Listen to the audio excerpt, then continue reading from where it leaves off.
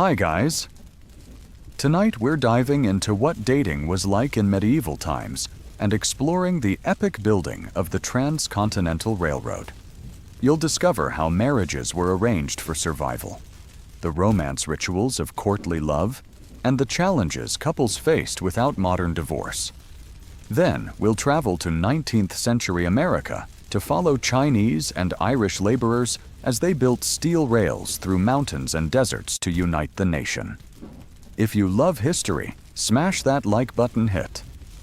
Subscribe for more and let me know in the comments which medieval courtship custom surprised you most. After exploring the complexities of medieval marriage, our story takes us across centuries to 19th century America, where a different kind of Union steel rails stretching coast to coast aimed to bind a nation divided by geography. Visionaries dreamed of faster travel and booming commerce, but the dream carried immense challenges. In this section, we'll follow how Congress approved the Pacific Railway Act, how two rival companies raced through deserts, mountains, and plains, and how immigrants and laborers overcame obstacles. In the early 1860s, the Civil War consumed the nation, yet leaders planned for post-war prosperity. They believed steel rails would secure loyalty in Western territories and invigorate commerce. Congress passed the Pacific Railway Act of 1862, granting land and bonds to two companies, Union Pacific Building west from Omaha, Nebraska, and Central Pacific Building east from Sacramento, California. Each mile of track earned alternating sections of land to sell to settlers. Bonds paid per mile, laid kept work moving, ensuring progress rather than idle grading. Union Pacific began grading the vast plains. Thousands of Irish immigrants, many Civil War veterans, answered the call, lured by wages and land promises. Contract riders tracked progress, paying crews per mile of track laid. Workers cut ties from local timber, hauled rails, shipped up the Missouri River, and drove spikes in brutal weather, scorching summers, freezing winters, and sudden storms. Despite exhaustion, crews marched westward, determined to complete their sections and claim promised wealth. On the Western Front, Central Pacific confronted the Sierra Nevada mountains. Managers recruited Chinese laborers from California's gold fields, men accustomed to hardship. In tent camps beneath jagged peaks, they drilled holes by hand and packed black powder to blast solid granite. They cleared debris, shored up tunnels, and laid rails atop wooden trestles spanning deep canyons. Even when winter snow buried sites under drifts, they tunneled through ice before resuming work. Discrimination meant Chinese workers suffered lower pay and harsher conditions, yet they persisted to build beyond what many thought possible.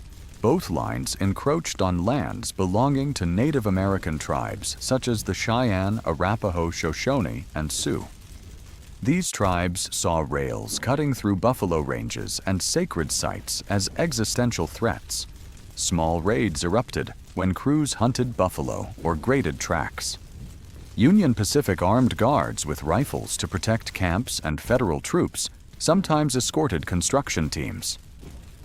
Treaties and forced relocations eventually cleared paths, but resistance and conflict marked progress, reminding everyone that expansion came at a human cost. Competition intensified as the rails advanced. Managers monitored mile markers eager to secure land grants and bond payments.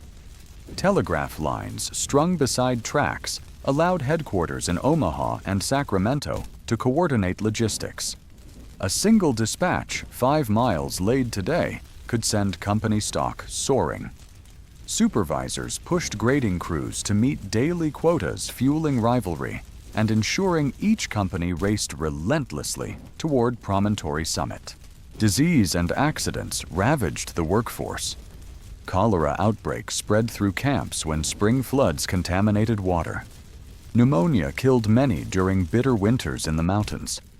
Misfired explosions killed or injured laborers. Bodies were often buried in shallow graves near the track sacrifices largely ignored. Families in distant homelands received letters describing loss, but their sorrow rarely became public knowledge, as newspapers favored milestone reports and stock returns. By spring 1869, the two lines neared each other in Utah Territory. Promontory Summit. A windswept plateau among sagebrush and salt flats was chosen for the meeting. Crews cleared snow and leveled the ground, laying final tracks to prepare for the historic link. On May 10th, dignitaries gathered railroad executives, government officials, and local spectators arrived by wagon or horseback. A wooden platform was built over the rails. After speeches, the golden spike was driven home with a silver hammer. The golden spike ceremony celebrated achievement, but its aftermath revealed deeper truths. For travelers, a journey that once took months by wagon now took 7 days by rail. Mail moved coast to coast in under a week. Midwestern grain reached Pacific ports for export. Towns like Cheyenne and Ogden sprang to life as rail junctions, swelling with new settlers and businesses. The railroad reshaped commerce and population patterns, giving rise to new towns and industries. Yet the human toll weighed heavily. Thousands of Chinese laborers died from avalanches and exposure. Their contributions went largely unrecognized. Within 2 decades, anti-Chinese sentiment fueled laws that barred them from citizenship. Irish immigrants faced dangerous conditions despite their service in the Civil War. Native Americans endured accelerated displacement. As trains shrank travel times, settlers flooded the West hunting buffalo to feed locomotives and raising cattle on once unbroken plains. The railway also transformed landscapes. Timber camps harvested trees to fuel wood-burning locomotives, clear-cutting forests for miles. Bridges spanned rivers and marshes, altering waterways. Steam engines churned smoke into the sky, marking the dawn of industrial landscapes. Where once buffalo grazed, undisturbed steel tracks now stretched across plains, reminding us that progress often came at nature's expense. Despite these costs, the Transcontinental Railroad became a symbol of American ingenuity and expansion. It embodied manifest destiny, reinforcing the idea that the continent belonged to those willing to tame it. For engineers and entrepreneurs, it offered lessons in logistics and coordination. It proved that massive infrastructure projects were possible through private enterprise and focused government support. Today, modern rails and tunnels have replaced many original sections, but trains still traverse the landscape. At Promontory Summit, the Golden Spike National Historical Park preserves the site where rails met. Visitors can board restored steam locomotives and watch reenactors in period attire, offering a vivid window into the past. The park honors both technological triumph and the laborers' sacrifices, reminding us that building connections requires cooperation and sacrifice. Their legacy endures in the landscapes they helped shape, truly unforgettable. Peasant families in medieval Europe lived by the rhythms of the land. Each dawn brought chores essential to survival: milking cows, feeding pigs, and tending crops.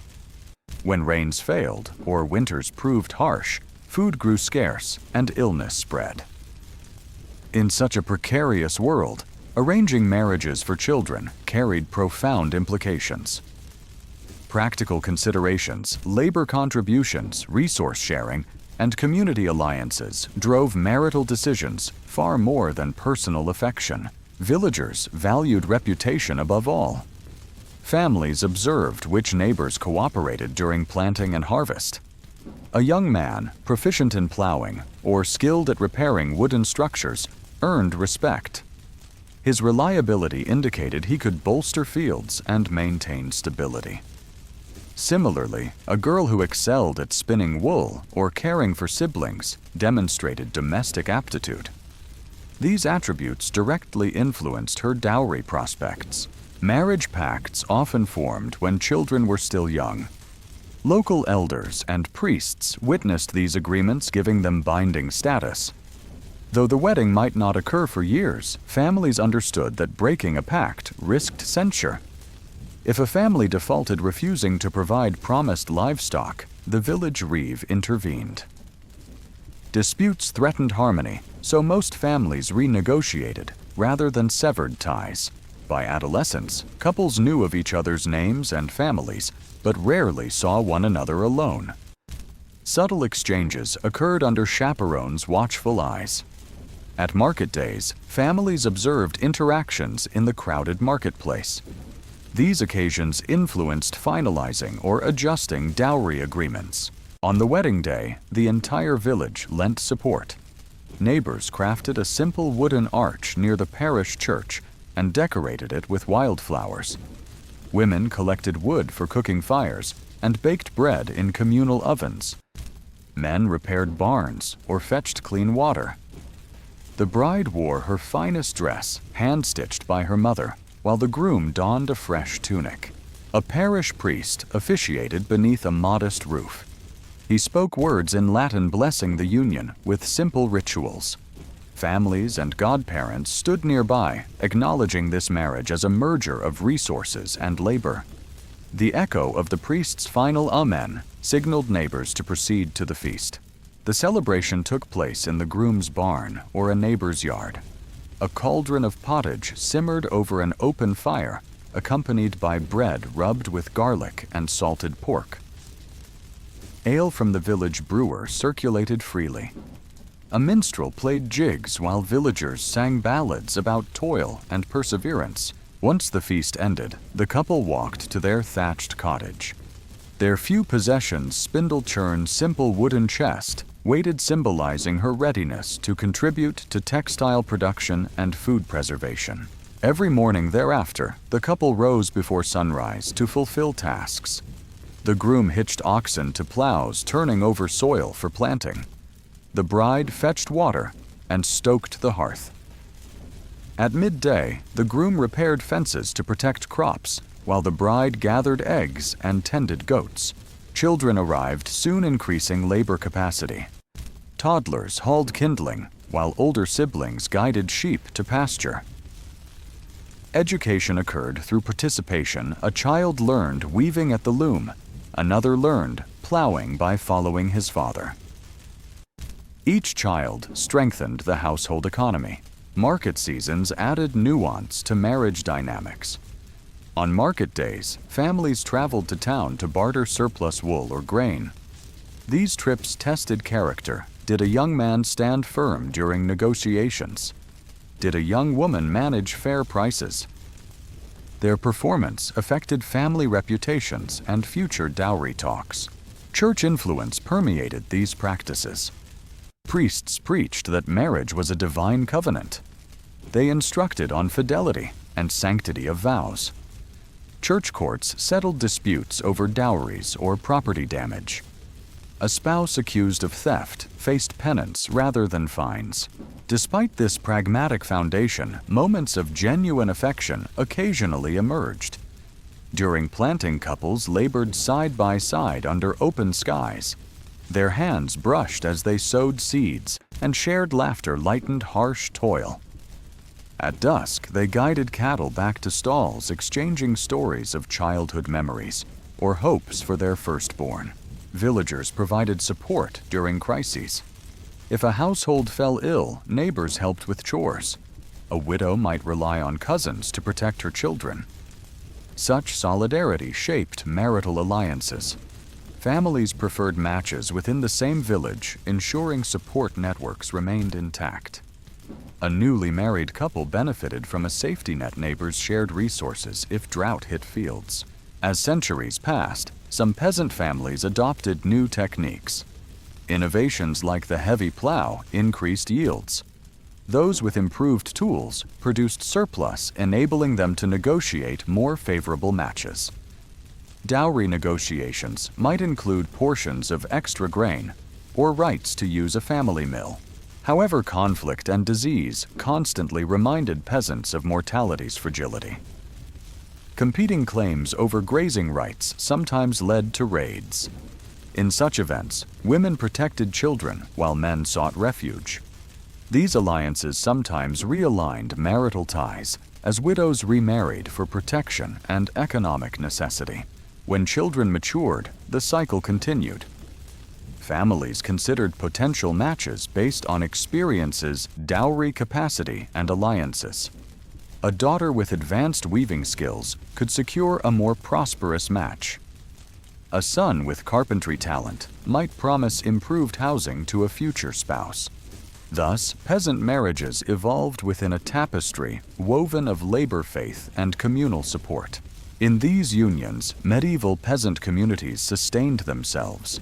Shared toil built modest prosperity, faith anchored their spirits, and pragmatism guided their choices. While affection sometimes blossomed, it remained a welcome result rather than a prerequisite.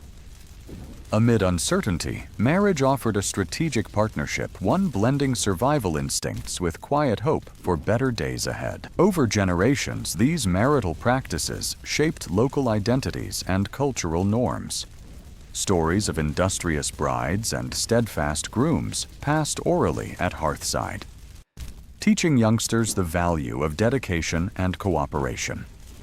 Village customs endured through songs and simple folk tales, reminding each new generation that marriage served communal well-being. These traditions laid foundations for evolving social structures, gradually giving way to changing legal codes and economic shifts. Yet the memory of their legacy resonates in rural folk traditions even today widely. While peasant marriages fused fields and hearths, noble weddings sealed alliances that shaped kingdoms. From infancy, aristocratic children became pawns in games, orchestrated by parents eager to expand influence. A duke's daughter swaddled in silk, shortly after birth, carried her house's ambitions. Royal courts buzzed with whispers of impending unions. Councils convened in great halls, draped with tapestries depicting ancestral triumphs. Ceremonies took place in grand cathedrals or hilltop castles overlooking fertile valleys. The bride, adorned in velvet, embroidered with gold thread, processed down the aisle behind a choir, chanting Latin hymns. The groom, awaiting beneath banners emblazoned with family crests, wore a tunic of ermine-trimmed velvet. When the priest intoned vows, he invoked God and ancestors to witness the union. After vows, the couple retired to private chambers within the groom's ancestral hall. Servants exchanged ceremonial garb for simpler garments, signifying the shift to domestic partnership. In this intimate moment, duty-bound spouses glimpsed each other's character beyond ceremony and occasionally sparked a deep connection. Married life reinforced alliances with daily governance. The bride governed vast households, managing dozens of servants who prepared meals, laundered garments, and tended gardens.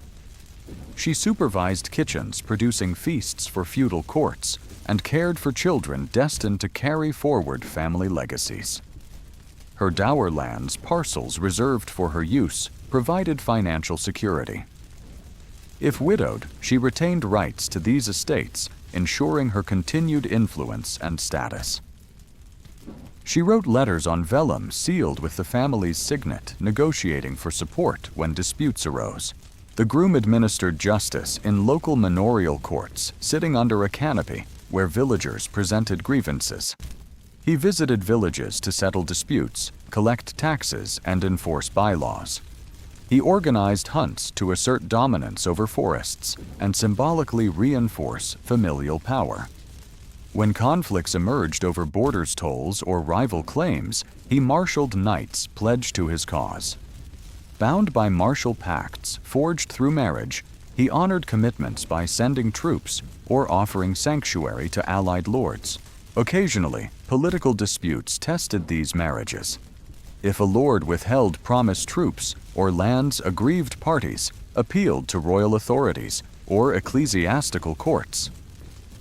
Bishops weighed testimonies about dowry deliveries, while royal councils passed judgments requiring compensation or additional land transfers. These rulings shaped regional stability and reminded everyone that marriage pacts carried both legal and military consequences. Amid duty and politics, fleeting companionship sometimes bloomed under unlikely circumstances. During hunts, spouses rode side by side through wooded glades, tracking stag or boar. Beneath ancient oak canopies, they shared stories about managing vassals or overseeing harvests. In candlelit chambers later, they exchanged reflections on raising heirs and honoring lost ancestors. Though obligation often guided their lives, these exchanges cultivated mutual respect and occasional affection. Courtly love further colored noble society, adding a romantic veneer to pragmatic unions.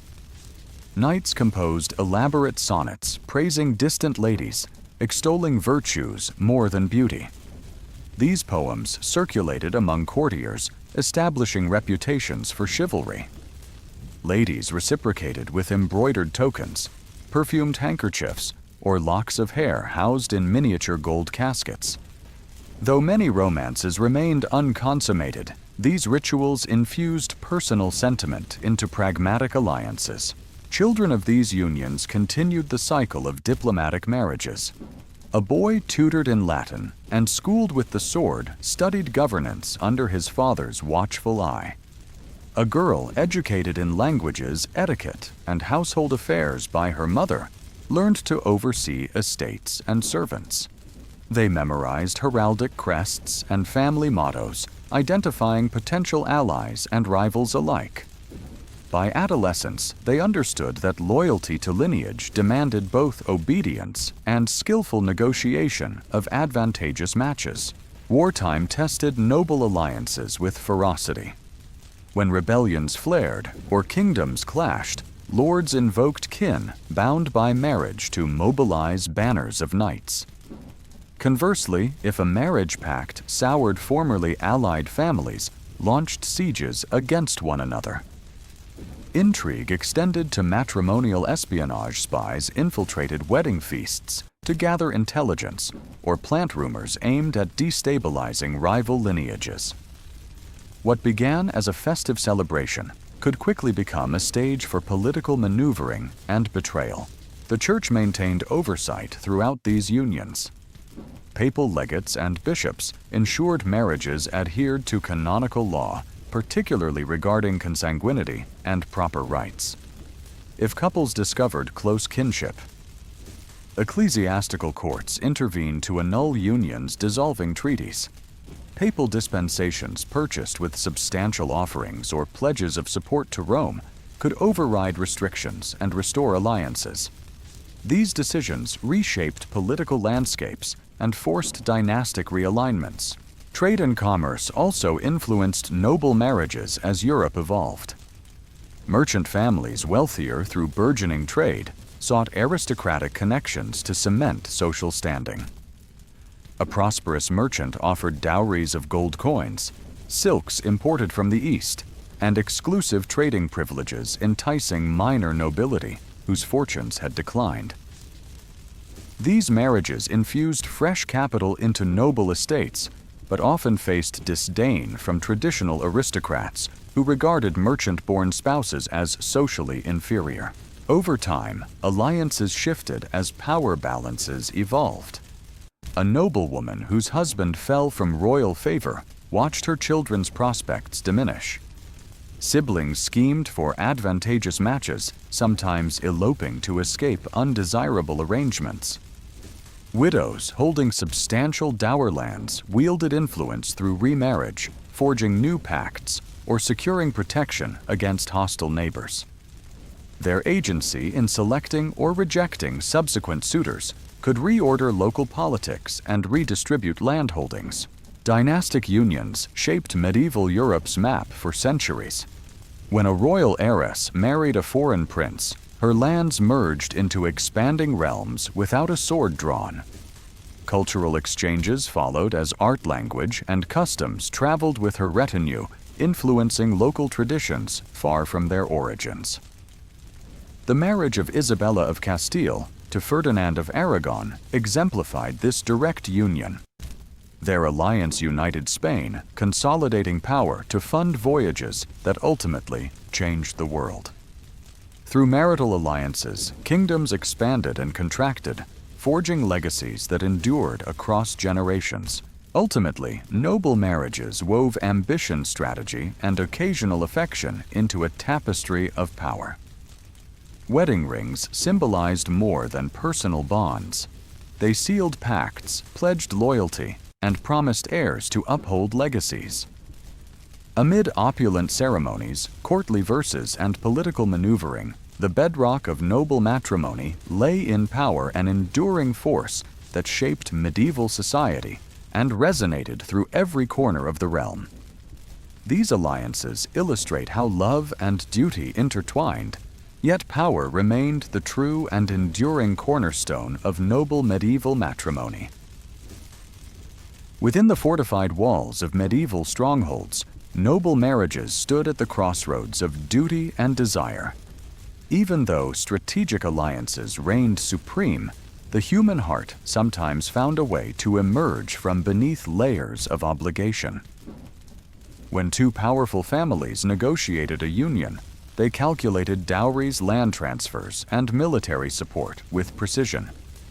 Yet behind closed doors, spouses learned each other's minds through shared tasks and private confidences, forging connections that transcended simple politics and opened pathways to mutual respect. Each day began long before sunrise.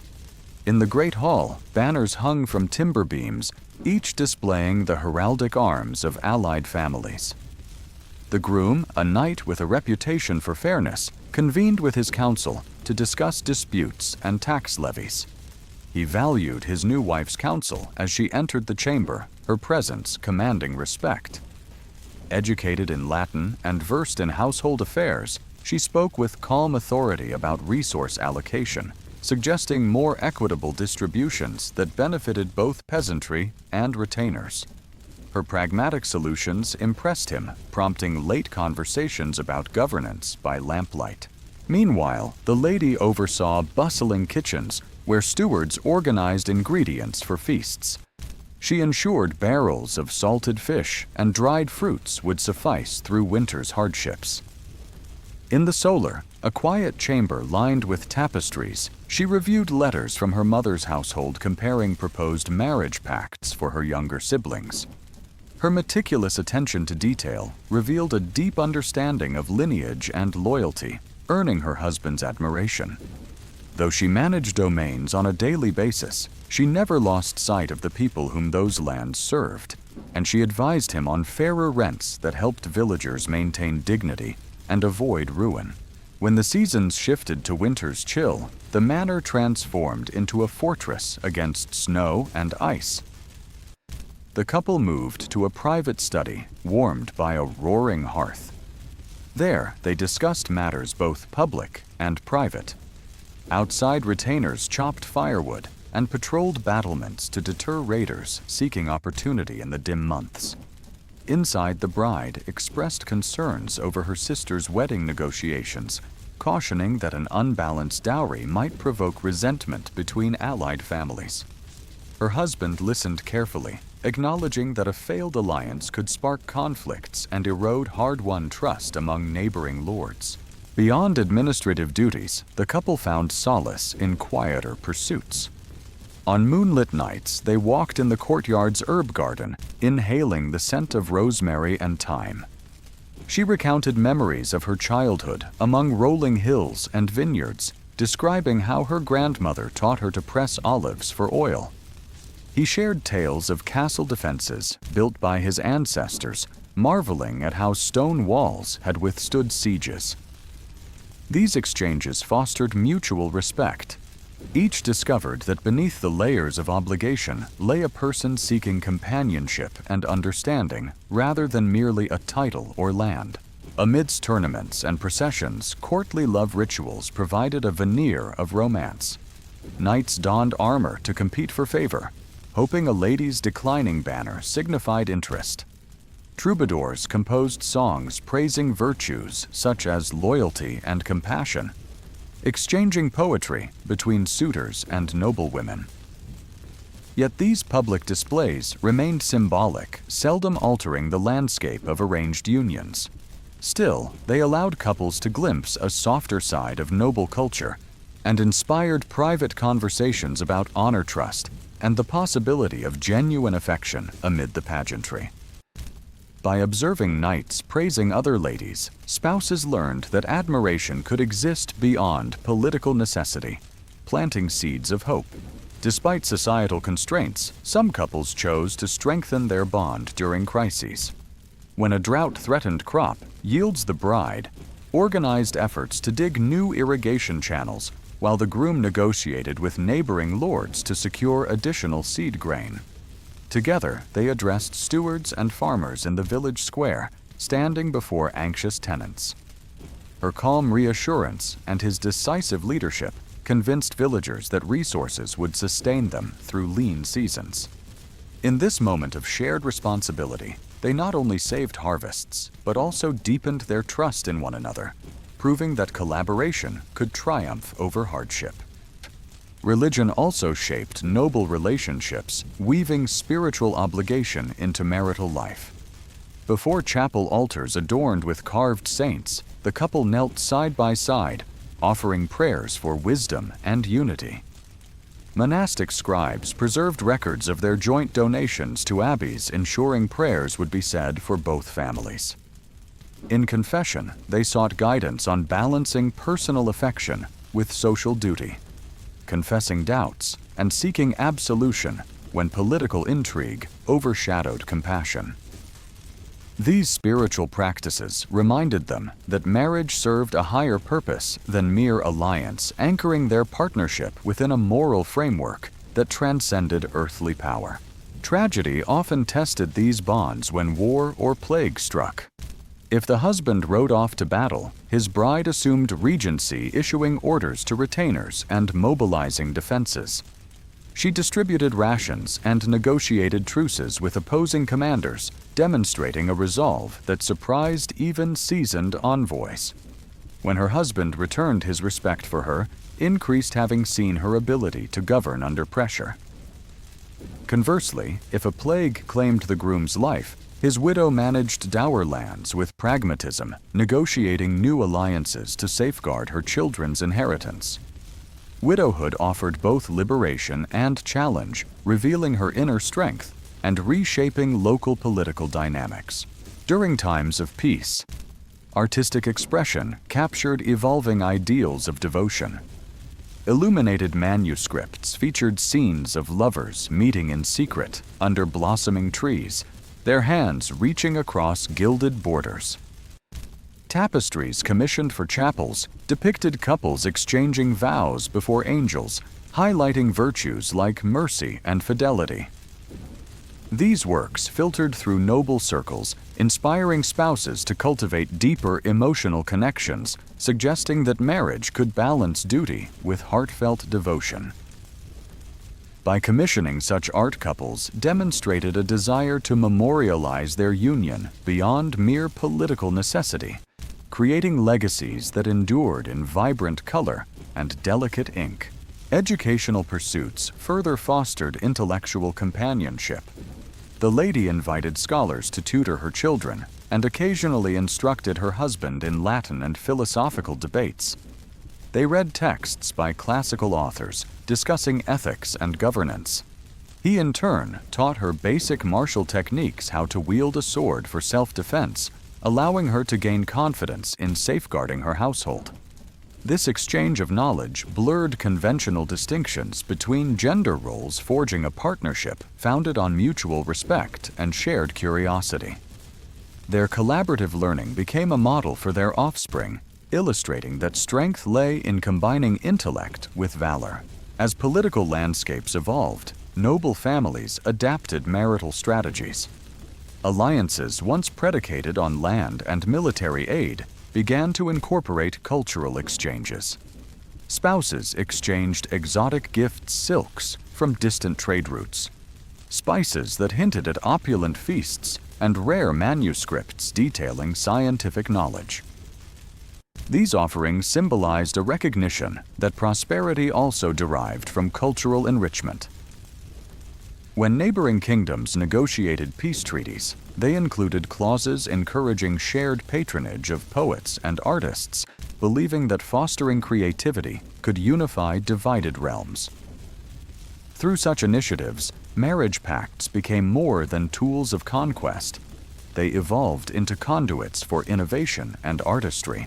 By the late medieval period, noble marriages had assimilated lessons of duty and desire across generations.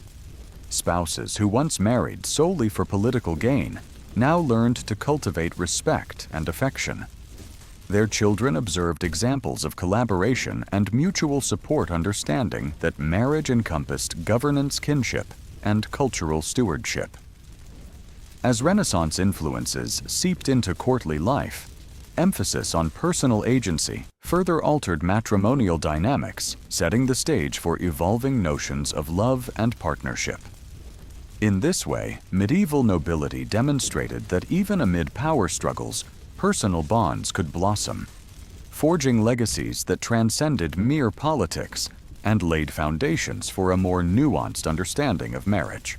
These experiences resonate in studies of medieval life, reminding us that eras defined by duty still allow human connection to endure, offering insight into how relationships evolve under societal constraints. Within medieval noble circles, romantic customs intertwined with strict social expectations and the watchful eyes of chaperones. Even as arranged marriages forged alliances, knights and ladies cultivated private gestures. Each morning began with prayer in the manor chapel, where young women knelt beside mothers, reinforcing lessons of piety and obedience. Chaperones, elder relatives, or trusted attendants, oversaw every meeting, ensuring decorum guided each movement. Knights demonstrated devotion through tokens, gloves, ribbons, or embroidered handkerchiefs. A knight presented a glove. He had crafted himself the supple leather perfumed with rose petals, signaling his admiration. The lady accepted it with a curtsy, concealing the gift in her bodice beneath watchful eyes. A ribbon tied to a lamppost at dusk indicated a secret rendezvous. These symbols wove romance into daily life, balancing discretion with daring. Love letters penned in elegant script on vellum traveled covertly through messengers disguised as merchants. Pages delivered folded parchment, hidden within carved wooden toys or clay vessels. When rain pelted leaded windows, a lady retreated to her private solar to trace each looped letter with trembling fingertips, reading words of valor and longing scented with lavender. Only after dusk, when servants slept and candles dimmed, could she respond in kind, composing verses by flickering flame. Courtly tournaments exemplified public displays of devotion. On grassy plains outside castle walls, trumpeters heralded events as crowds watched knights in gleaming armor. Competitors bore a lady's colors on their crests, forging lances in her honor. Heralds announced poetic dedications before each joust. Sir Roland bears Lady Eliane's ensign, reminding all that chivalric feats served both martial skill and admiration. Lances shattered against shields, dust rose in bright sunlight, and victory posed bright hopes of favor. Within banquet halls, minstrels' melodies resonated under vaulted ceilings. Nobles reclined on cushioned benches, sampling spiced wine and roasted fowl while listening to ballads of legendary lovers. A lady's laughter rose when a minstrel sang of a knight rescuing a maiden from a dragon. Men exchanged knowing glances, acknowledging that echoing tales fostered hope for present affections. Yet chaperones lingered nearby, ensuring words remained courteous and behavior adhered to protocol. When winter blanketed lands, festivities shifted indoors to masked balls held in candlelit great halls. Guests cloaked in heavy coats dismounted horses before ascending staircases draped with tapestries. Intricately painted masks concealed identities, and gentlemen moved among ladies in gowns of velvet and brocade. A hidden glance under flickering torchlight signified mutual intrigue. For a few hours, couples danced unchaperoned on polished stone floors, guided by strains of lutes and flutes, forging connections in swirling finery. Despite romantic interludes, dangers arose in forbidden encounters. Rival suitors intercepted letters or spread rumors. A whispered claim of midnight meetings outside castle gates could damage a lady's reputation. Formal inquiries convened in council chambers, where sworn testimony from servants and heralds determined innocence. If scandal prevailed, families demanded swift marriage to restore honor, or worse, sequestered the accused in convent walls. Knights whose reputations suffered faced duels, or exile, reminding all that passion carried risk. Beyond grand courts, lesser nobles practiced similar customs in modest manners. A traveling knight delivered a rose in a leather pouch, while his lady responded with a poem inscribed on birch bark. These exchanges took place near hearth fires, where warm embers glowed beneath iron girders. Servants watched discreetly, learning gestures that elevated everyday interactions into expressions of devotion and respect. Monastic orders facilitated discreet communication. Friars delivered messages across cloistered gardens at dawn. Under vows of confidentiality, monks safeguarded tokens within prayer books bound in simple leather. In confession, knights confessed desires that conflicted with fealty to parents and liege lords. Abbots offered guidance tempered with spiritual counsel, reminding penitent suitors that devotion should honor both earthly duties and divine grace. Artisans immortalized these customs through illuminated manuscripts and tapestries. Vellum pages bore miniature paintings of knights kneeling before noble ladies set against gilded vines. Gilded accents captured candlelight glinting off armor. Tapestries depicted clandestine meetings in moonlit gardens, their figures outlined in delicate brown ink lines. Wealthy patrons displayed these works in private chambers, signaling refinement. Such imagery reinforced ideals of courtly love among noble audiences. As the late medieval period waned, these rituals evolved. Shifts in warfare with the advent of gunpowder diminished the knight's central role. Centralized monarchies consolidated power, reducing individual lords' autonomy. Religious reforms questioned secular expressions of love, urging focus on marriage's sacramental nature rather than romantic idealism. Yet vestiges endured. The token glove persisted in folk traditions and ballads, by traveling minstrels recounted romances that defied social norms. Over decades, practicing these customs seeded new notions of affection. Merchant classes adopted simplified versions, exchanging trinkets at local fairs or penning letters on scraps of parchment. Educated women in growing towns composed poems that blended classical allusions with contemporary emotions. Emerging humanist texts circulated among elites, melding chivalric ideals with philosophical musings. Through music and art, courtly customs evolved into broader cultural movements, emphasizing personal merit alongside traditional obligations. Despite transformation's fundamental lessons of courtly love remained. Devotion required patience, subtlety, and respect for boundaries. A token's value derived from sincerity rather than ostentation. In whispered exchanges and careful glances, men and women navigated fixed hierarchies to express heartfelt devotion. Even as social structures shifted earlier, codes informed evolving relationships, influencing how future generations conceived love and partnership. Thus, courtly rituals and chaperone customs, once central to noble society, evolved into lasting cultural legacies. Through tokens, poetry, and clandestine meetings, knights and ladies wove romance into medieval life, enriching daily existence. While societal norms enforced strict boundaries, these subtle expressions fostered personal bonds, proving that devotion could flourish even under vigilant supervision. In villages and courts alike, these subtle forms of devotion underscored human resilience. Even when politics and power dictated social structures, the desire to connect endured, shaping traditions that would resonate long after knights laid down their lances truly and echoing across time. Legal and ecclesiastical frameworks bound medieval marriages as lifelong commitments once vows resounded beneath cathedral vaults. Divorce as understood today rarely existed. Couples seeking separation faced formidable obstacles. Ecclesiastical judges presided over diocesan courts requiring proof of canonical violations such as prohibited kinship or non-consummation due to chronic impediment. Absent such grounds, petitions failed binding spouses in sacred contracts. The Church taught that marriage mirrored Christ's union with the faithful, reinforcing that vows pronounced before God and community transcended mortal arbitration. Within noble circles, annulment offered a rare avenue to reshape dynastic alliances.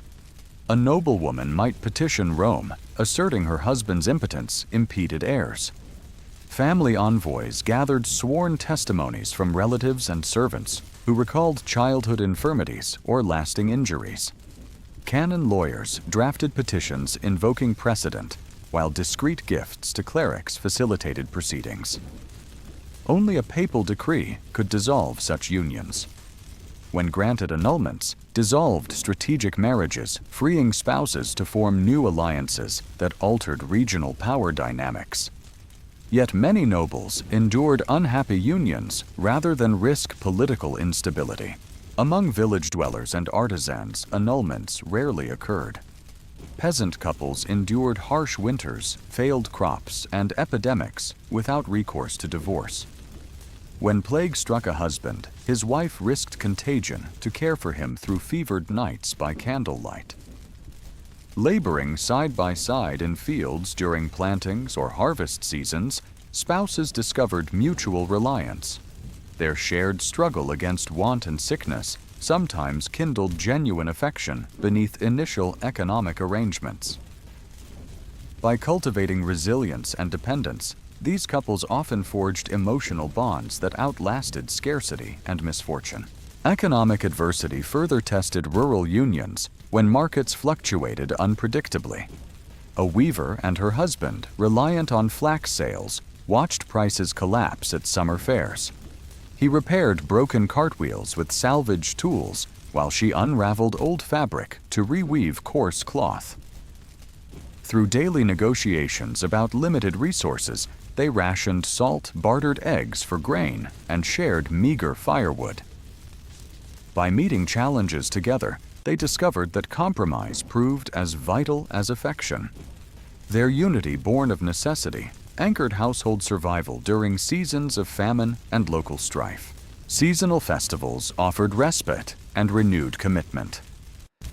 During the autumn harvest, villagers processed golden sheaves presenting offerings at the parish altar. Candlelit services filled the stone nave as priests invoked blessings on fields and families. Married couples knelt hand in hand, silently reaffirming vows beneath stained glass windows, glowing with warm light. After-service communities feasted under oaks where minstrels played lutes and drums. These gatherings fostered unity. Neighbors shared stories of endurance and offered assistance to struggling households. In those moments, the sacred and the communal intertwined, strengthening vows that economic hardship often threatened to fray. In noble courts, emotional intimacy occasionally bloomed despite strict conventions. A countess fluent in Latin and poetry accompanied her husband to council chambers in distant castles. Seated beside him at oak tables carved with ancestral crests, she offered counsel on inheritance disputes. Her articulate logic earned respect among assembled lords. In return, he safeguarded her dower estates against rivals dispatching knights to secure vassal loyalty. Their collaboration transcended marital formality, illustrating that genuine partnership could emerge from unions crafted for political expediency. Yet tensions surfaced when roles clashed. Upon returning from a grueling campaign, a nobleman sometimes bristled at his wife's growing authority over estate management. In private discussions within their solar, he chafed under her recommendations regarding fair rents for tenants. She in turn resented his dismissive tone, as he insisted on prerogatives traditionally reserved for men. Late-night conversations crackled beneath tapestry-lined walls, reflecting the ongoing struggle between evolving notions of cooperation and entrenched patriarchal expectations. Despite discord, their shared responsibilities often compelled compromise. As secular courts slowly adapted, limited remedies emerged for deserted spouses. If a peasant husband abandoned his family to serve as a soldier or wanderer village, elders convened councils weighing neighbors' testimonies. Absence spanning multiple harvests. Often 3 years could lead to decrees allowing deserted wives to remarry. In towns, guild councils drafted written marriage agreements specifying financial protections. A merchant's wife might secure claim to workshop profits if her husband ceased providing for her. Such measures recognized that rigid enforcement of indissolubility could undermine communal and economic stability. Literacy and monastic scholarship broadened horizons for many spouses. Noblewomen studied classical texts under clerical tutors, engaging husbands in philosophical debates on governance and ethics. She quoted Aristotle while advising him on land administration. He composed lyric verses celebrating her wisdom and virtues. Shared intellectual pursuits fostered emotional intimacy, dissolving earlier constraints that confined wives to domestic tasks. Yet gender hierarchies persisted during falcon hunts. A nobleman expected his wife to observe from shaded pavilions while he and his retainers demonstrated martial prowess. Their shared frustrations underscored ongoing tensions between respect and tradition. In villages, communal solidarity remained essential. When severe winters threatened livestock and crops, neighbors pooled grain and firewood to prevent household collapse. Couples survived bitter months by sharing rations and offering neighbors small portions of preserved foods, maintaining goodwill. Through these reciprocal networks, husbands and wives felt reassured that their children and animals remained safe under communal care. By the late medieval era, economic innovations like cultivating flax and hemp for market trade transformed marital collaborations. Couples negotiated delivery contracts with merchants and shared weaving tasks, injecting modest profits back into household improvements and amplifying joint prosperity. Over centuries, these evolving marital practices laid foundations for modern concepts of partnership blending duty with compassion. Though rooted in strict contracts and ecclesiastical mandates, medieval couples gradually embraced empathy governance and spiritual kinship. Their endurance through adversity reminds us that love, even amidst rigid structures, could flourish and seed change. When a spouse died, medieval widows stood at the crossroads of vulnerability and unexpected authority. In villages, customary law granted widows rights to dower lands, portions of their husband's estate, set aside for their support. At communal gatherings, neighbors' elders and the parish priest verified claims by reciting oral testimonies or reading written wills. Once validated, a widow assumed control of fields, barns, and livestock, ensuring her children could be cared for. Yet the sudden absence of a partner also exposed her household to external threats. Neighbors watched closely for signs of mismanagement or signs that someone might encroach on her lands. Some widows relied on male relatives to help navigate disputes, but others asserted independent oversight, hiring laborers and supervising harvests with determination. Their success or failure shaped not only personal fortunes, but also village stability, since every family represented a crucial node in the communal web of mutual support and shared resources.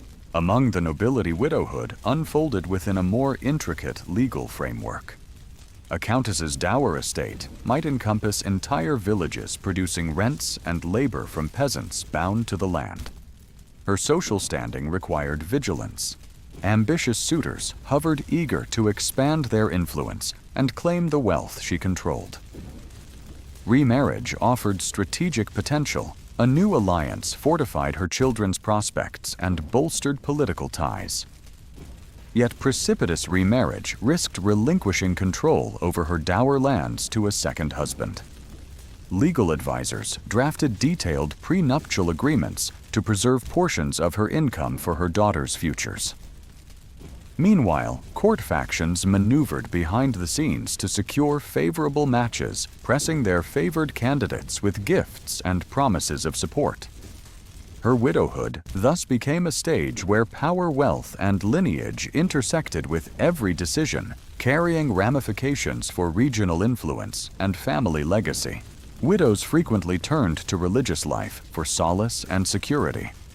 A pious woman might negotiate with monastic leaders to exchange dower lands for admission to a convent.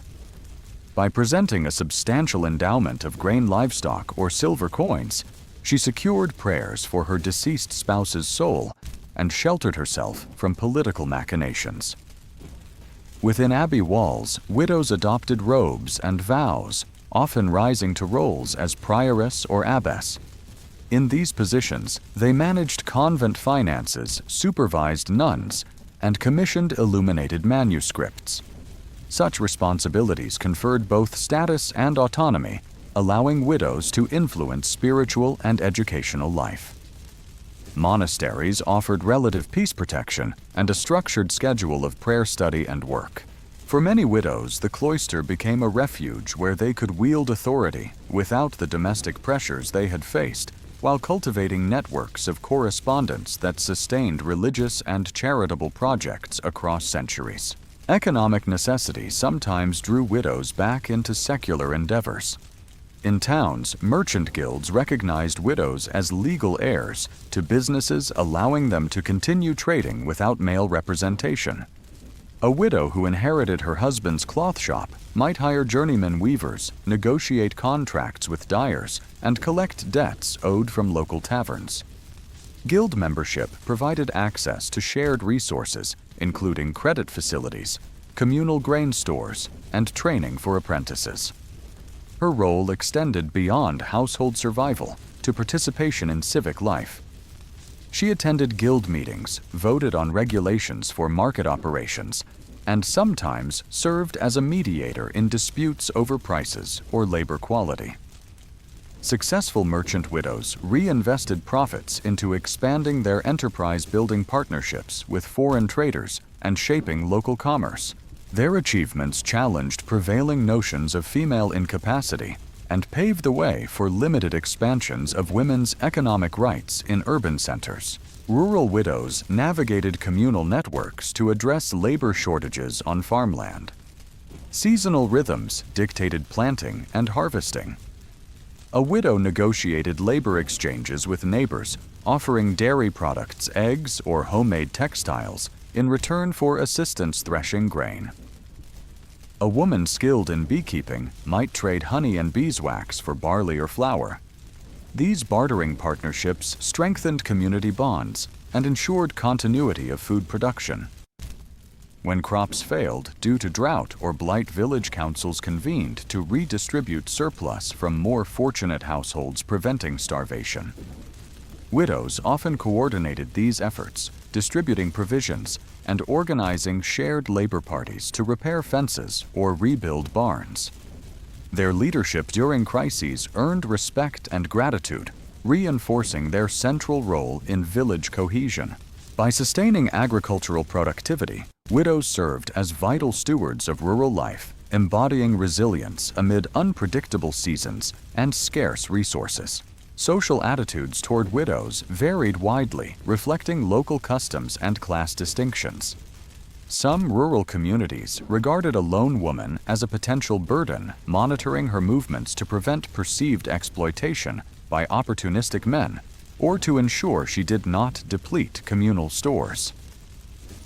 A widow traveling to distant markets required letters of introduction from the parish priest to prove her standing and to request safe passage.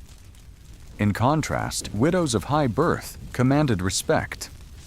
in noble circles, petitioning royal councils for redress when rivals contested their dower rights. A countess appeared before regional courts to uphold her claims, asserting that summons must respect her privileged status. While poverty generated suspicion, wealth and connections cultivated deference. These divergent perceptions shaped widows' experiences. Some faced isolation and judicial peril, while others wielded influence, negotiated alliances, and guided political decisions. Over time, legal reforms gradually enhanced widows' rights. By the late medieval period, statutes in certain regions codified protections against forced remarriage or sudden eviction from dower lands. Town charters allowed widows to serve on councils or inherit shares of merchant fleets. In parts of France and England, widows held seats on local market boards, influencing regulations on weights and measures. These incremental changes reflected a growing recognition of women's capacity to manage resources and contribute to economic life.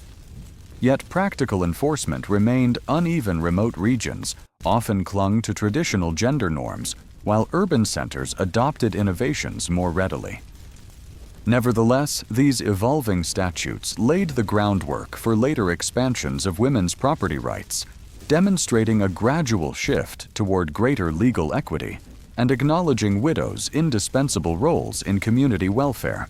The cultural dimension of widowhood also resonated in literature and art, as troubadours and clerics narrated the trials and triumphs of widowed women.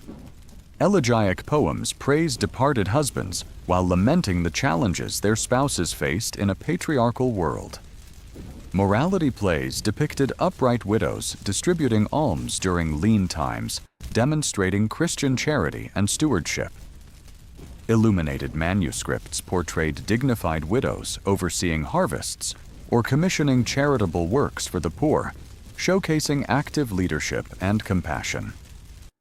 In that imagery, a widow appeared as both caregiver and authority figure, challenging stereotypes that confined women to passive roles. Sermons addressed congregations, urging parishioners to honor widows and support their families, linking charity to divine favor. Through stories and visual art, medieval society gradually embraced widows as agents of social stability, recognizing their resilience, wisdom, and capacity to shape community outcomes truly. When a spouse passed, a widow faced a choice that could reshape her family's future: to remarry or remain alone. Among peasants, she weighed whether a new husband might plow her fields and protect her home. Children from her first marriage needed guidance, and a reliable stepfather ensured their well-being. Yet villagers whispered that a lone woman struggled to farm land and guard barns, compelling many to consider remarriage. Local customs influenced these decisions.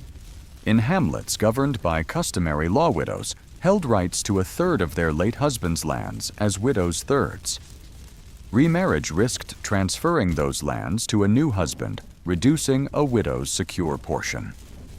To protect children's inheritance, widows met with village elders and church clerics to record prenuptial terms. Witnessed by neighbors, these agreements specified which fields and livestock belonged to her children, preventing disputes when new households formed. Seasonal labor shaped rural remarriages. During planting, a new groom lent strength for plowing and sowing, ensuring crops emerged before rains. Villagers recognized his stewardship, greeting him as he guided teams through furrows. Their joint efforts maintained harvests and community bonds. Festivities marked this partnership. A barn decorated with wildflower garlands hosted a feast where neighbors brought dishes from the harvest, toasting the couple's new chapter. Laughter mingled with the scent of fresh bread and roasted meat, signaling renewed hope. Noble widows encountered weightier concerns. In manorial courts, their dower rights often included entire villages, producing rents and labor. Remarriage risked transferring these benefits to a new lord, potentially jeopardizing heirs' claims.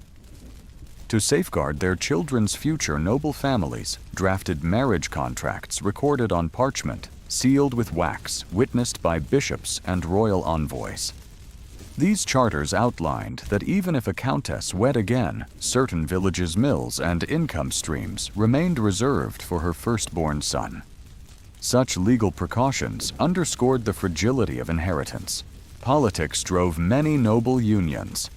A baroness aligned to secure northern borders received proposals from a southern duke offering military aid. Courtiers weighed strategic value. A southern ally could shift power balances. Negotiations wove through castle chambers and royal courts before the baroness chose a count whose lineage offered stability. Their marriage, celebrated with banners and trumpets, rippled through allied territories, prompting neighboring lords to reassess allegiances. Heralds carried news on horseback, their dispatches shaping diplomatic relations across counties. Remarriage ceremonies for nobles neared pageantry. Great halls gleamed with polished armor, reflecting torchlight, while heraldic banners hung overhead. The widow, clad in sable-trimmed velvet to honor her first husband, processed beneath arches lined with noble spectators. When her veil lifted, minstrels struck triumphant chords, and guests applauded the shift from mourning to matrimony. Tables groaned under platters of roasted fowl and goblets of spiced wine. Servants moved swiftly to refill chalices, ensuring celebrations continued well into the night. Yet genuine affection sometimes bloomed. A noblewoman widowed by battle found solace forging a partnership with her cousin known for unwavering loyalty. On moonlit hunts through ancient forests, they shared memories of fallen kin and spoke of governance. By hearthlight, they exchanged Latin verses extolling virtues like valor and compassion. Though their marriage served political ends, their companionship deepened, illustrating how affection could emerge from pragmatic unions. Over time, their mutual respect became the foundation for a bond extending beyond duty. The Church shaped remarriage timing. Canon law mandated a period of mourning, often a year and a day, before any new wedding, ensuring respect for the deceased. Monks recorded these intervals in registers, confirming that no widow wed too soon. During this year, widows offered alms at shrines and attended vigils honoring their first spouses through prayer. Clergy counseled on the virtues of patience and compassion, reminding widows that remarriage should support family welfare rather than personal desire alone. Legal complexity arose when widows held lands across jurisdictions. A merchant widow, inheriting workshops in distant towns, negotiated with secular courts and church tribunals to secure children's inheritance.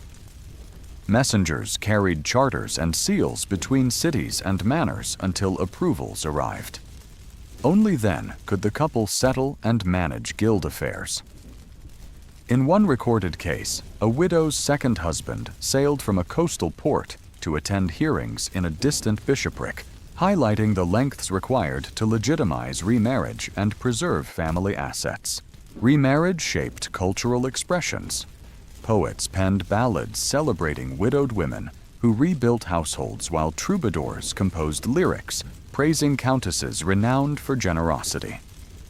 In taverns, minstrels sang of peasants whose second unions revived village spirit, blending sorrow with hope.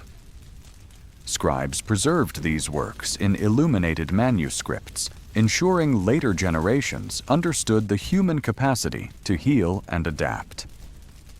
Imagery of widows standing strong before church altars appeared alongside scenes of joyous weddings, capturing the spectrum of emotion entwined with second unions. Stepfamilies brought complex dynamics. In villages, a widow with children might marry a farmer with offspring. Half-siblings learned to share chores. Elder children taught younger step-siblings to mend fences and tend livestock. In manor courts, pages and squires adapted to blended lineages, learning different heraldry and family customs. Occasional feuds flared, as resources and affection seemed scarce. Councils convened to mediate disputes over inheritance or household leadership, highlighting the need for clear agreements and compassionate guidance. Economic resilience often followed remarriage. A widow's late husband might have operated mills serving tenants. Her new husband, skilled in millwright crafts, assumed operations expanding output. Together, they sold flour to nearby towns, using profits to fund alms and repair parish churches. In cities, merchant widows who remarried partnered with spouses to finance trading ventures to coastal ports, negotiating cargoes of salt wine and cloth. These alliances blended personal union with commercial ambition, strengthening urban and rural economies alike. Communal networks supported these unions.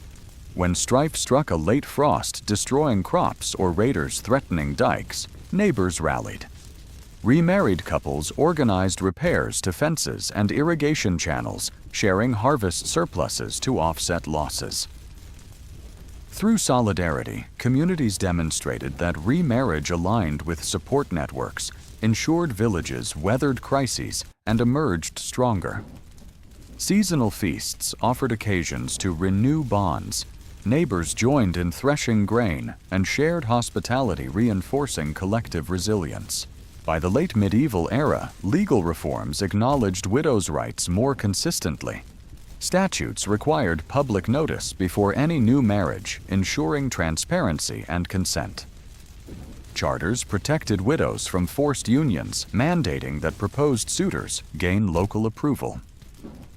Town councils allowed widows to serve on committees if managing workshops or mills, reflecting recognition that widows contributed significantly to communal welfare. These developments laid foundations for future expansions of women's property rights in emerging municipal centers. Yet enforcement remained uneven. In remote regions, traditions still pressed widows toward quick remarriage, as villagers believed land could not be safeguarded under a lone woman's care. In urban centers, officials enforced regulations shielding widows from coercion. Merchant guilds often admitted widows as temporary members, empowering them to manage businesses until male heirs matured. These innovations bridged gaps between rural expectations and city realities, illustrating diverse approaches to supporting widows' autonomy. Across cottages and castles, remarriage underscored medieval pragmatism and fortitude. It allowed families to rebuild after loss, forging unions, blending necessity with hope for companionship. Guided by custom law and faith, medieval communities navigated second marriages, carefully balancing reverence for past bonds and resolve for future stability. In doing so, they demonstrated that life's chapters, marked by sorrow, could transform into new beginnings through resilience, cooperative support, and enduring compassion. These experiences reveal that medieval remarriage was not merely a social expectation, but a reflection of communities prioritizing survival cohesion and adaptability. By joining forces, widows and their new partners sustained agricultural production, protected properties, and upheld local economies. Noble remarriages reinforced political alliances while allowing personal bonds to flourish. Through structured contracts, communal support, and religious observance, these unions embodied resilience. Their legacies endured, shaping customs and inspiring future generations through example forever. Centuries after medieval communities forged bonds through marriage, America pursued its own grand union, connecting Atlantic and Pacific by rail. In the early 1860s, following a civil war that tested unity, leaders envisioned a transcontinental railroad to link regions and stimulate growth. President Lincoln championed this vision, seeing steel rails as essential for commerce and cohesion. On July 1, 1862, Congress passed the Pacific Railway Act, granting land and subsidies to two companies, Union Pacific westward from Omaha and Central Pacific eastward from Sacramento. Union Pacific appointed Grenville Dodge, a former Union Army engineer, to chart a route across the Great Plains. Dodge's teams surveyed rolling terrain and identified river crossings requiring timber trestles or stone bridges. Central Pacific's Big Four Stanford, Huntington Hopkins, and Crocker raised capital through state bonds and foreign investors. Engineer Theodore Judah had scouted Sierra Nevada routes, convincing backers that tunnels and snowsheds could conquer the mountain's winter snows. Labor forces captured America's diversity. Union Pacific recruited Irish immigrants and Civil War veterans who endured hardship as soldiers. They labored in camps, cutting timber, burning stumps, and grading land. Foremen organized crews so rails, ties, and spikes reached required spots. Disease spread when stagnant water and rudimentary sanitation prevailed, leaving doctors to treat cholera and dysentery under makeshift tents. At Central Pacific camps in the Sierra, Chinese immigrants formed disciplined work gangs. Facing discrimination in mining, they accepted lower pay for grueling labor. Under supervisors, they drilled holes into granite with hand tools and filled them with black powder. Blasted rock fell into chasms, and crews cleared debris with shovels. Winter snows reduced daylight, yet the Chinese persisted excavating tunnels through ice and hauling rubble to mule-drawn wagons. Logistics posed constant challenges. Union Pacific relied on steamboats delivering rails up the Missouri River to Omaha. Supply trains then hauled materials to forward depots stocked with flour, salted pork beans, and coffee. Blacksmith shops repaired tools, and carpenters built trestles over streams. Central Pacific faced longer lines, rails circled Cape Horn, or arrived in San Francisco, then traveled by wagon to mountain valleys, where mule teams distributed heavy equipment to high camps. Conflict with Native American tribes intensified as tracks approached tribal lands. Sioux, Cheyenne, and Ute bands saw their hunting grounds, and buffalo herds threatened. Warriors attacked supply wagons and sabotaged track segments. Company guards formed armed patrols, and army detachments escorted trains. Skirmishes persisted until troops subdued resistance, but distrust remained and foreshadowed forced relocations. By late 1868, railheads on both sides neared Promontory Summit in Utah Territory. Central Pacific descended from the Sierra into the Great Basin, erecting wooden trestles across canyons. Union Pacific cut through Wyoming Desert and crossed the North Platte River. Engineers aligned routes to avoid steep grades, opting for switchbacks where necessary to accommodate steam locomotives. Preparations for the ceremonial junction began in early 1869. Work crews cleared sagebrush and leveled ground beside rails, erecting corduroy rows of logs laid crosswise to support wagons and scaffolding. Both companies ordered commemorative spikes, a gold spike engraved with "Done at Promontory, May 10, 1869, and silver spikes for shared recognition. Organizers built simple grandstands of cedar planks and positioned tables with food and supplies. On May 10, 1869, under clear skies, the Golden Spike ceremony proceeded. Locomotives Jupiter and No. 119 approached from opposite directions as workers lined each side of the tracks. Dignitaries, company executives, government officials, and local settlers gathered on raised platforms. Speeches honored engineers' ingenuity, immigrant laborers' sacrifices, and congressional backing. Photographers captured the moment as telegraph operators prepared to transmit news eastward. Leland Stanford rose and tapped the golden spike with a silver hammer, symbolically joining east and west.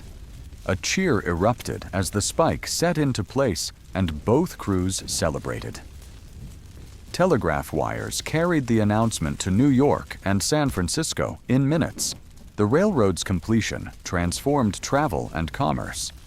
By September 1869, a through passenger train reached San Francisco from Chicago in about 7 days instead of months.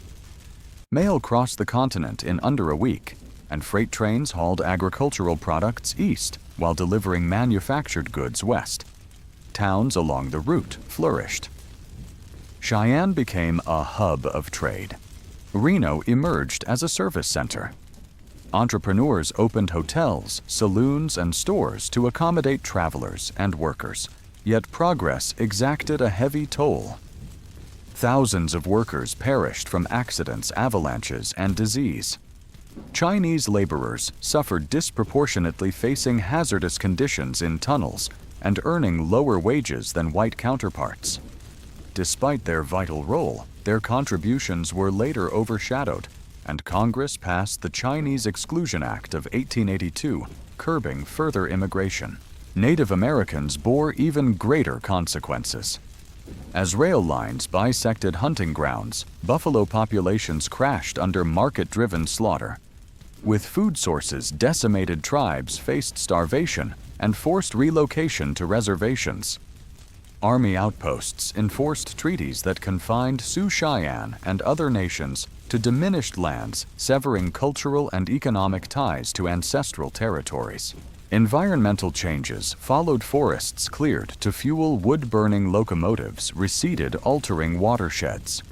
Rivers diverted into irrigation canals affected natural flows.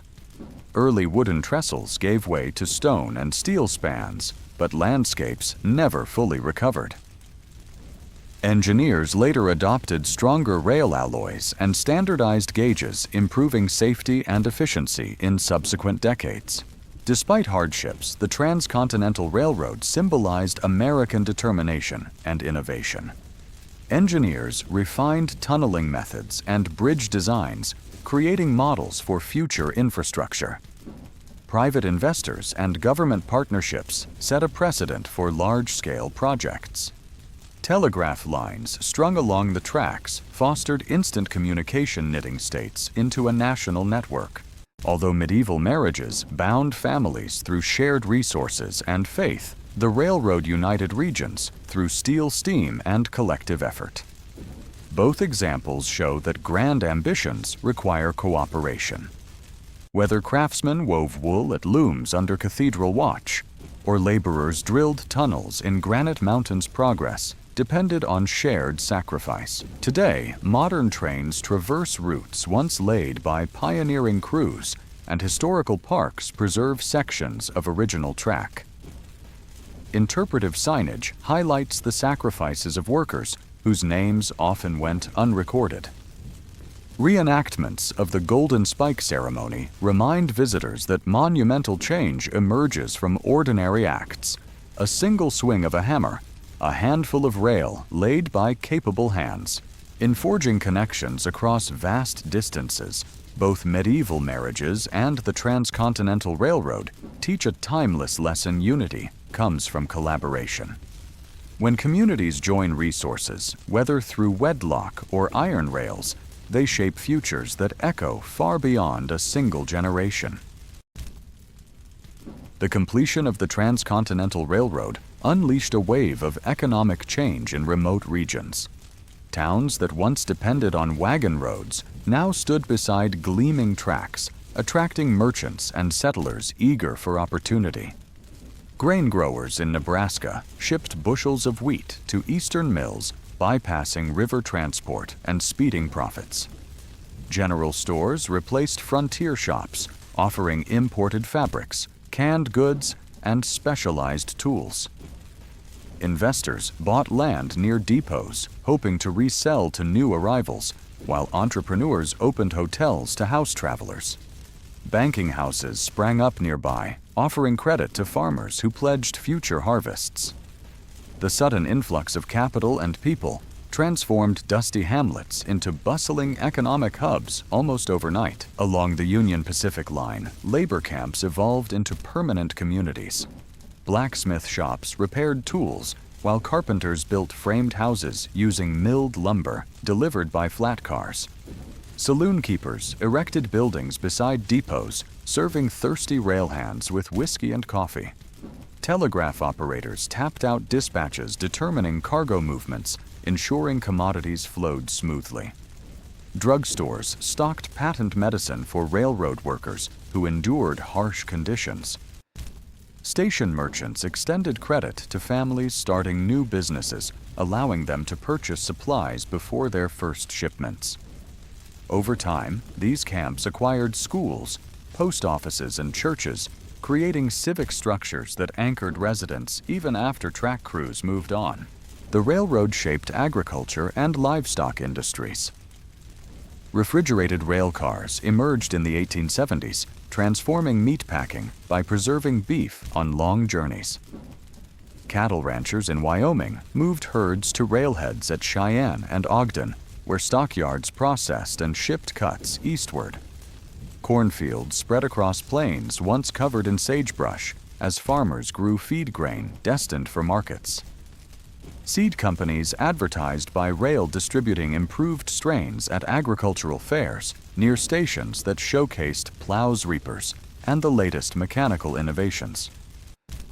Livestock auctions attracted buyers from across regions, driving up prices and encouraging ranchers to scale operations significantly. Manufacturing hubs sprouted along main lines. Wagon makers fabricated freight wagons and passenger coaches using hardwood and iron fittings. Foundries produced steam engines and recast iron rails, while metal workers crafted spikes and brake components. Entrepreneurs opened machine shops to overhaul locomotives, employing machinists who trained apprentices in precision work.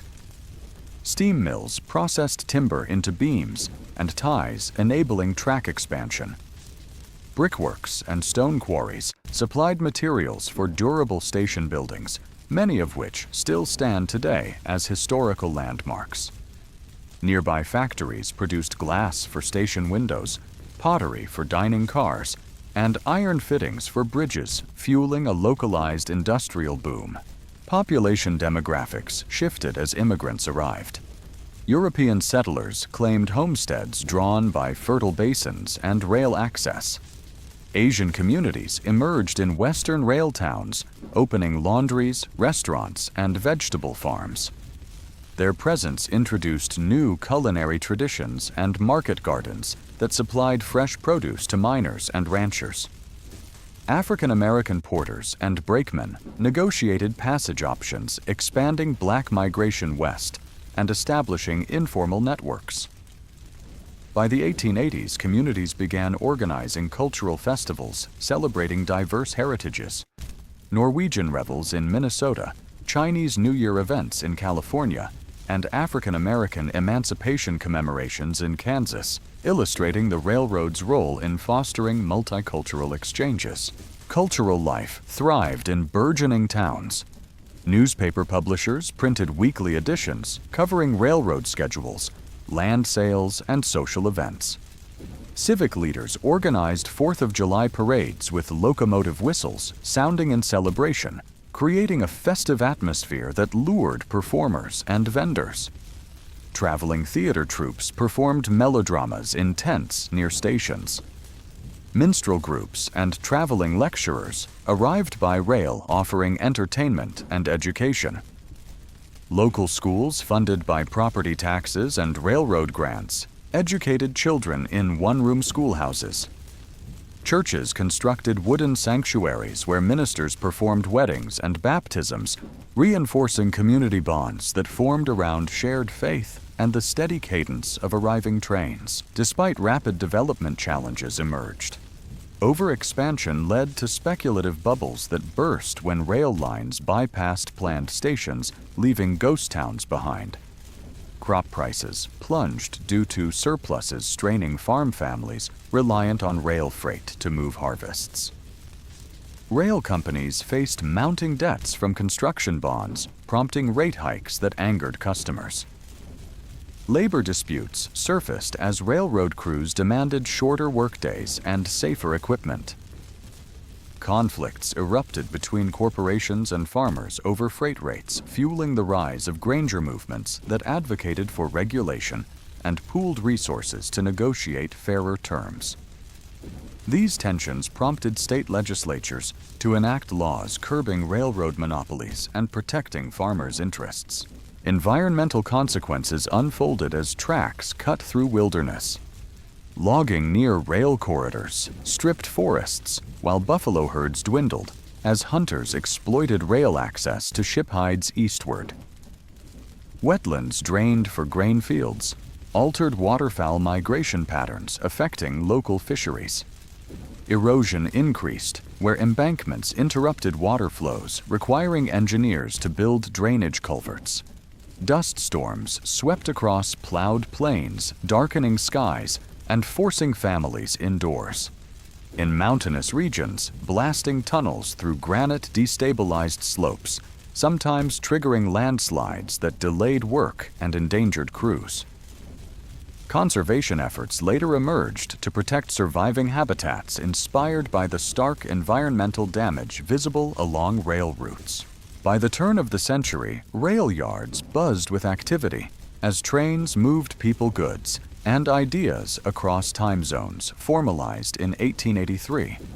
Timetables displayed departure times in standardized zones, simplifying connections across states and reducing scheduling errors. Railway stations installed electric lights, replacing kerosene lamps and improving safety at night. Telegraph lines evolved into telephone connections, allowing instant communication with headquarters. Companies opened telegraph and telephone schools, training operators to maintain lines in winter storms and address equipment malfunctions quickly. These advancements enhanced reliability and set the stage for future technological integration. In towns like Laramie and Winnemucca, main streets lined with false front buildings reflected entrepreneurial spirit. Merchants accepted rail scrip credit issued by local stores that customers repaid after harvests. Post offices in depot buildings handled mail for rural patrons who tied sacks to freight cars. Sheriffs used trains to chase outlaws across counties, coordinating with marshals who intercepted bandits at scheduled stops. Courtrooms convened in spaces above saloons or in repurposed freight cars, providing justice services in remote areas. Local theaters screened traveling opera acts, while community halls hosted town meetings where residents debated new ordinances influenced by railroad interests. Educational opportunities expanded as railroads delivered textbooks and periodicals to distant schools. County libraries received book shipments, fostering literacy among children whose families labored in fields and mines. Agricultural extension agents traveled by train, teaching farmers about crop rotation and livestock vaccines. Veterinary surgeons rode rails to treat cattle afflicted by diseases brought by transported stock. Land-grant colleges and normal schools benefited from rail access, increasing enrollment and enabling instructors to conduct outreach tours in rural counties. Lecturers on engineering and telegraphy drew budding students to new vocational schools established near regional depots. In every stretch of track, the railroad's influence reshaped lives and landscapes by removing distance barriers. Frontier settlements matured into cities like Denver and Spokane, whose buildings rose where tent camps once dotted the ground. Through innovation, hardship, and adaptation, individuals harnessed the railroad's power to carve new destinies on the American map. Its legacy continues to spur reflections on ambition and the human cost. As tracks reach distant landscapes, towns once isolated by rugged roads embraced an era of exchange. Farmers gauged harvests against national prices, attending markets served by rail. Children walked miles to schoolhouses built near depots where morning whistles summoned lessons.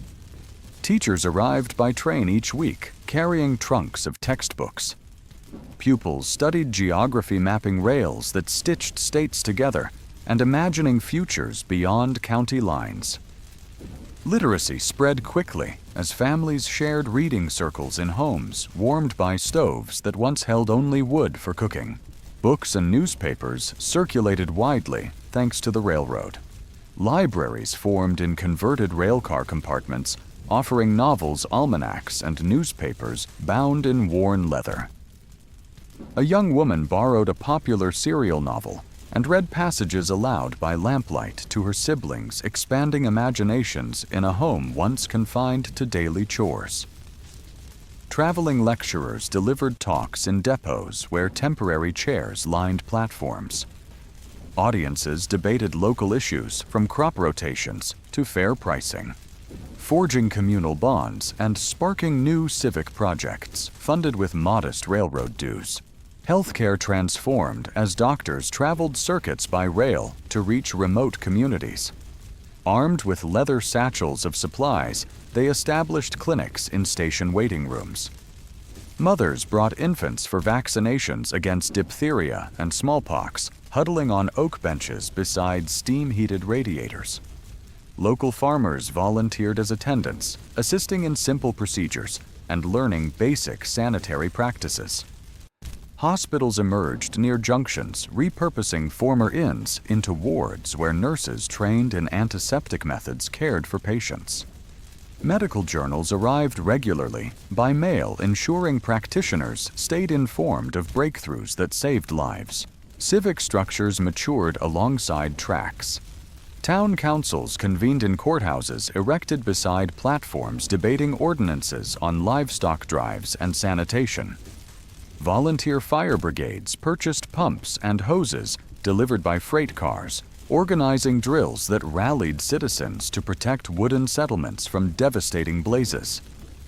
Stone reservoirs arrived in sections on flat cars, constructed into tanks that supplied reliable water sources.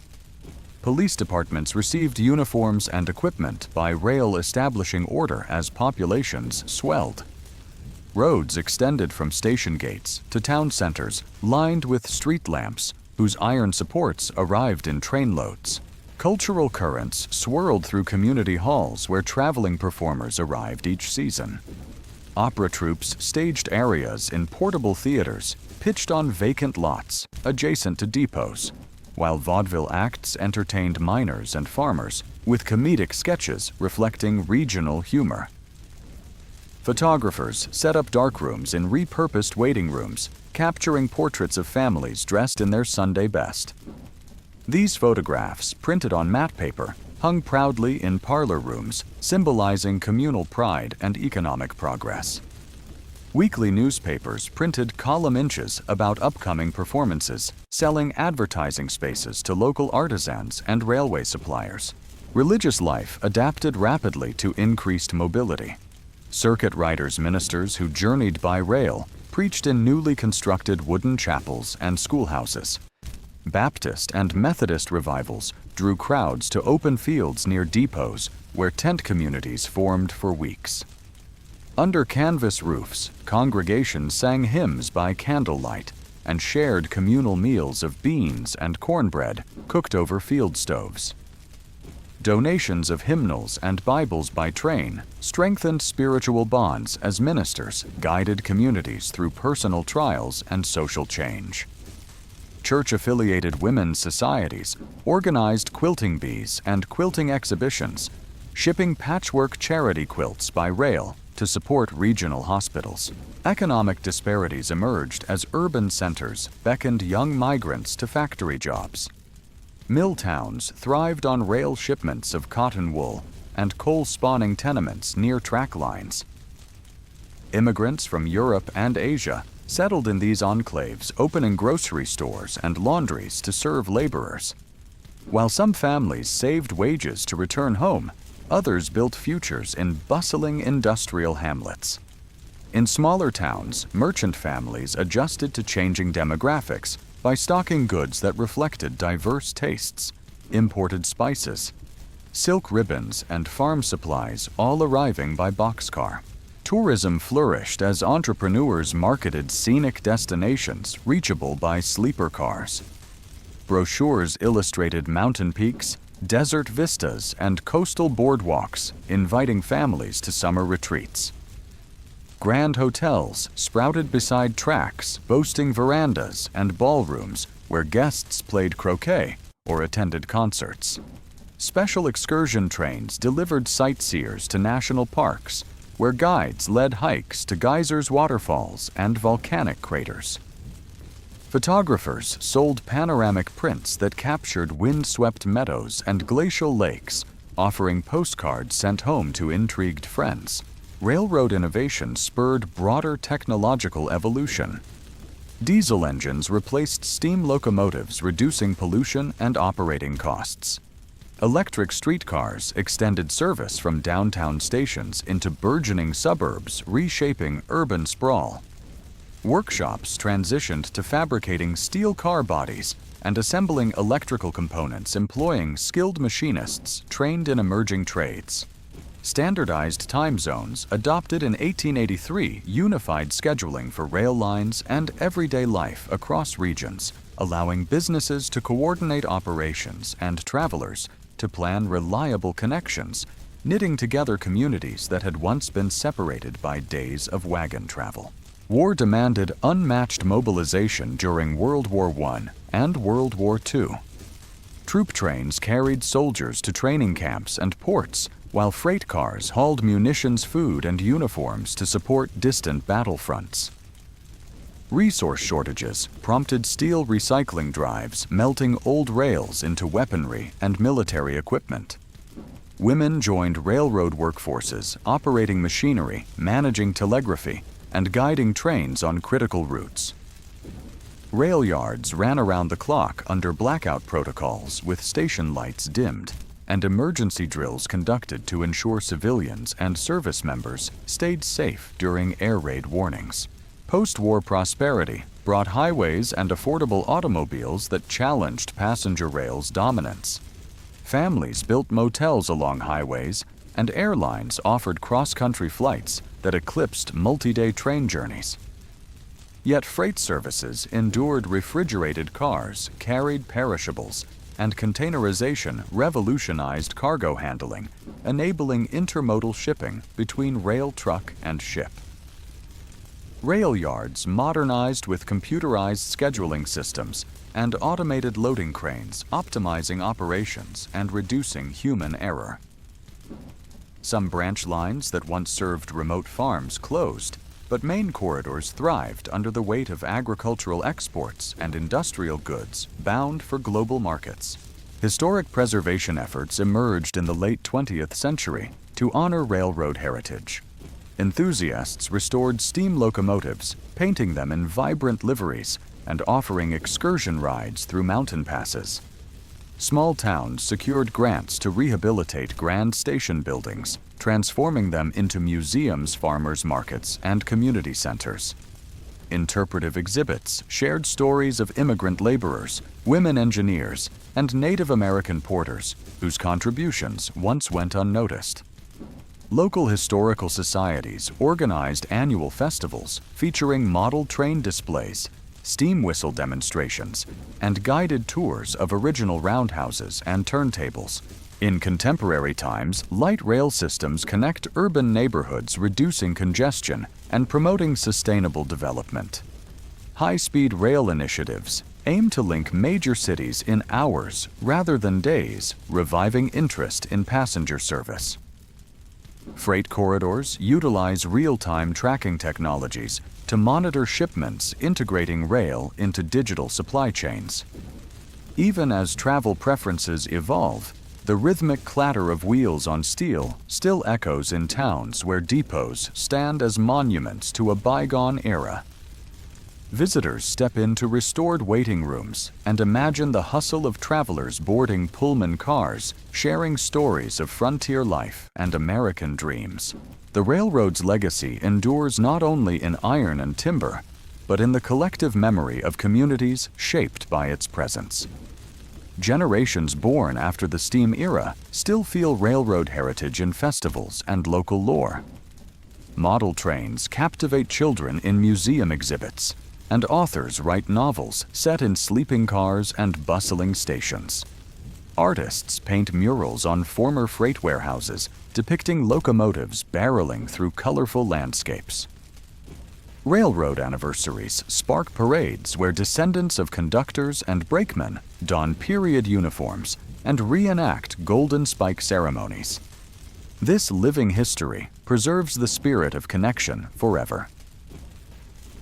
Decades after the iron rails forged ties between distant communities, their influence continued to shape evolving landscapes and ideas of connectivity.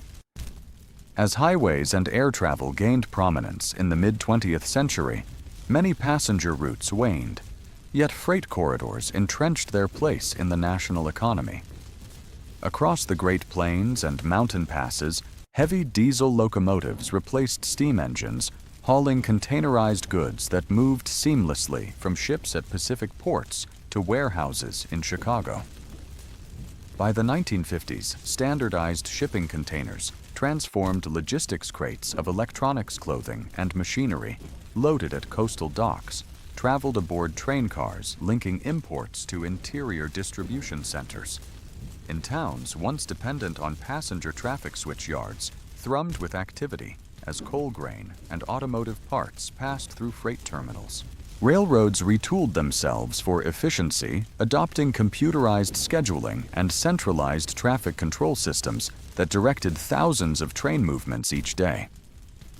Signal towers, once manned by local operators, evolved into regional dispatch centers, where controllers monitored multiple lines, rerouting trains around congestion and adverse weather in real time.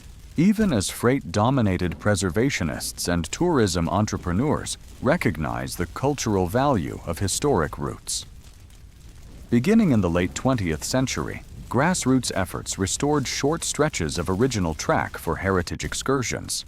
Enthusiasts refurbished vintage locomotives, some dating to the early 20th century, and repainted them in classic liveries. Tourists boarded these steam-powered excursions on weekends, winding through canyons and across trestles where original crews once toiled. Narrators in period attire shared tales of immigrant laborers and frontier settlers, reminding riders that the railroad had been more than a transportation system. It had been a catalyst for communal change. In small mountain towns such as Leadville and Bryce Canyon City, restored depot buildings now housed gift shops and historical exhibits. Families purchased postcards depicting panoramic views of snow-capped peaks and rusted rails. Children played with scale models in dioramas that illuminated the complex machinery of track laying and tunneling. Urban areas revived disused rail corridors as light rail and commuter services aimed to alleviate growing congestion. Metropolitan regions invested in electrified systems that carried thousands of passengers each day from suburbs into downtown cores. In cities like Denver and Salt Lake City, transit authorities repurposed former freight alignments, installing overhead wires and modern rail cars with low floors and wide doors. Station platforms accommodated disabled passengers and schedules synchronized with bus routes to create integrated public transportation networks. Riders scanned digital displays mounted on station canopies, checking next train arrival times and connections. Fare cards replaced paper tickets, allowing commuters to tap smart readers and pass through gates. These systems sparked transit-oriented development apartment complexes and retail centers clustered near stations, offering residents easy access to jobs and entertainment without relying on personal vehicles. Academic researchers studied the economic impacts of rail connectivity on rural counties. Using econometric models, they correlated proximity to main lines with growth rates in manufacturing, agriculture, and tourism sectors.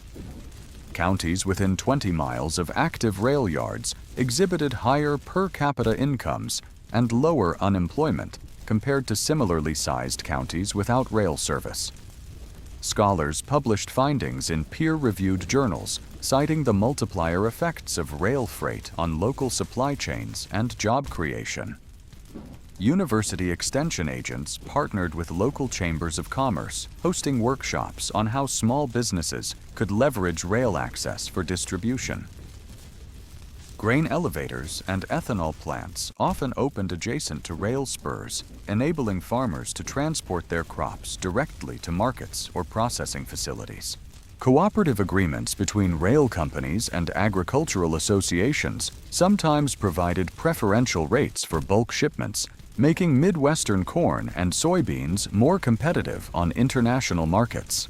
Environmental advocates lobbied for increased freight rail usage as a strategy to reduce greenhouse gas emissions. Compared to long-haul trucking, freight trains consumed significantly less fuel per ton-mile, prompting federal and state agencies to encourage modal shifts. Grants funded the installation of more efficient locomotives equipped with low-emission diesel engines and idle reduction technologies. Rail yards installed solar panels on warehouse roofs and built stormwater retention ponds to minimize runoff pollution. Wildlife crossings, overpasses, or underpasses designed specifically for deer, elk, and other native species appeared along key corridors, reducing animal vehicle collisions and allowing safe migration between habitats. Engineers used advanced computer simulations to model potential impacts of new high-speed rail lines proposed between major cities. These studies weighed engineering costs against long-term carbon reductions, predicting that electrified corridors running at 200 miles per hour could rival short-haul flights in convenience and environmental performance. Cultural memory around railroading manifested in literature, film, and art. Novelists set scenes in depots where characters grappled with crossroads of identity, immigrants bidding farewell to families, cowboys transporting livestock eastward, and young couples eloping under cover of darkness. Filmmakers shot Western epics against backdrops of train-laden valleys and snowbound passes, using locomotive whistles to build dramatic tension.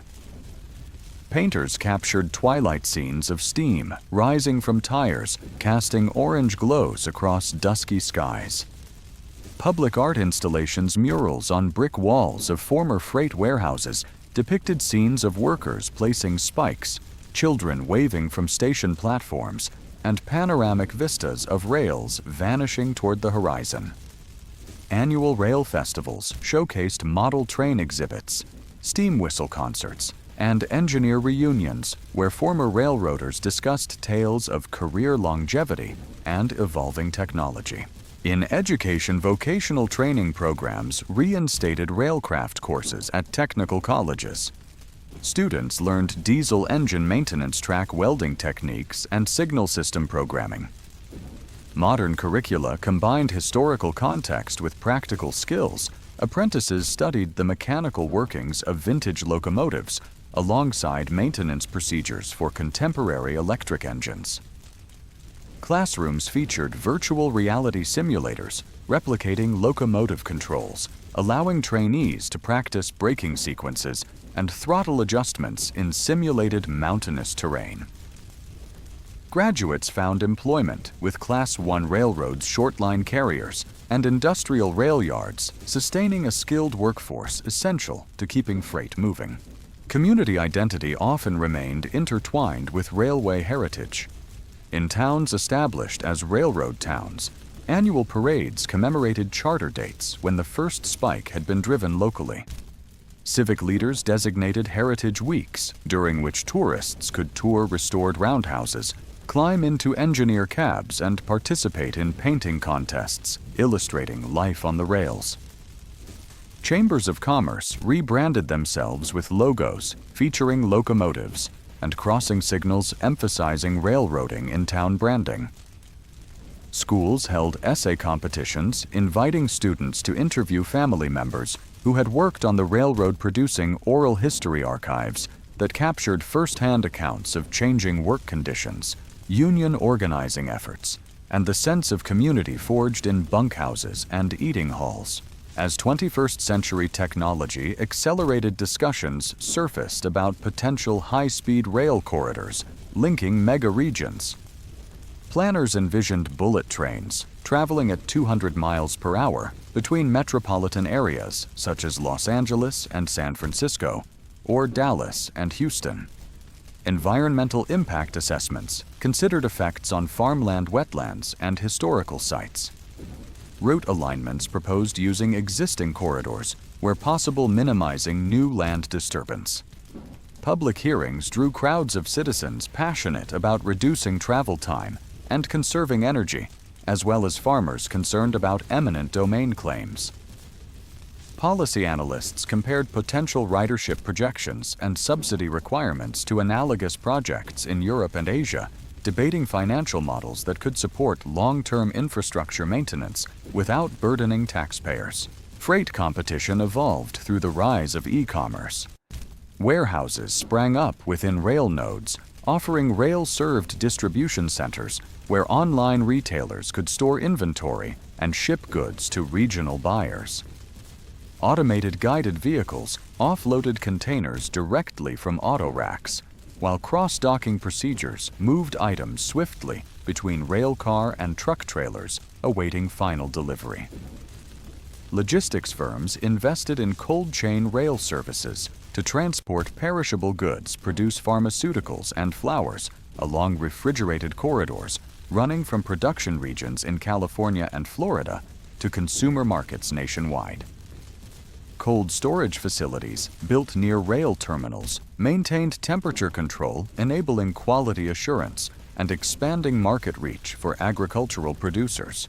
Regulatory shifts influenced railroad operations.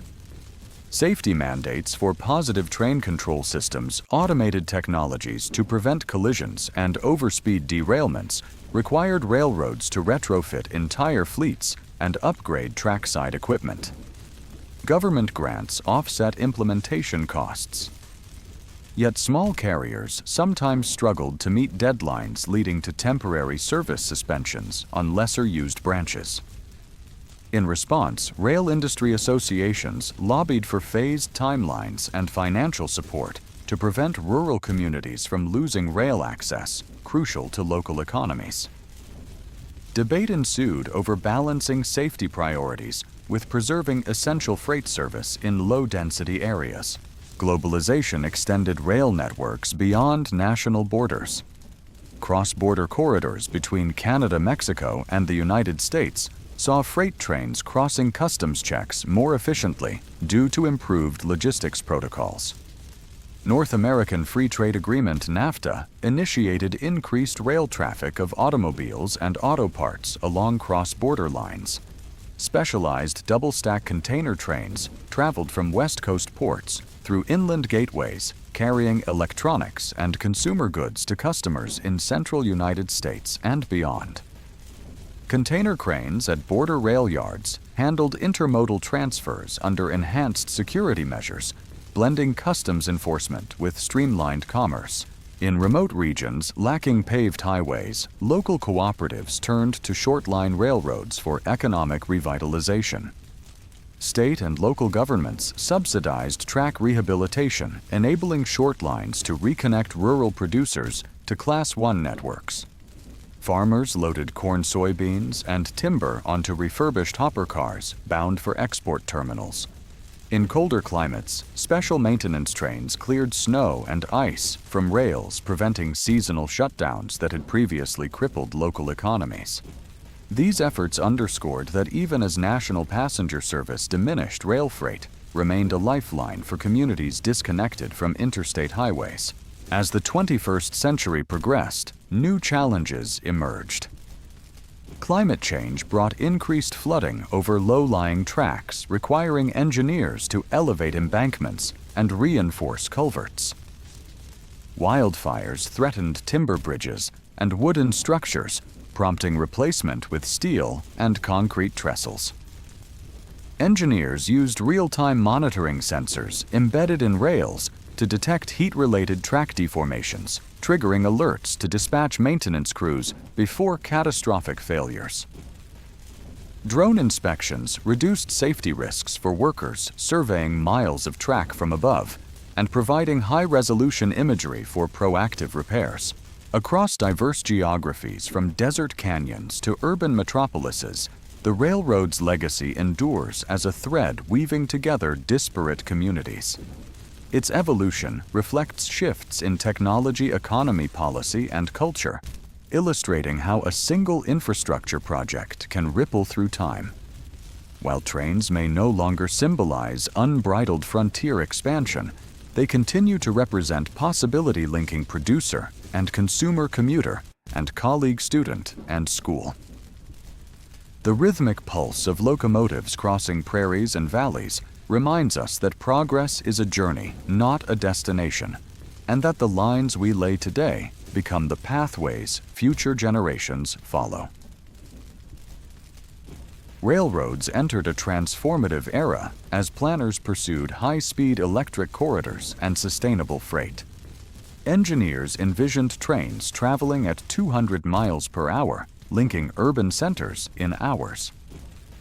In California, studies explored routes between Los Angeles and San Francisco through the Central Valley, aiming to minimize farmland disruption and avoid fault zones.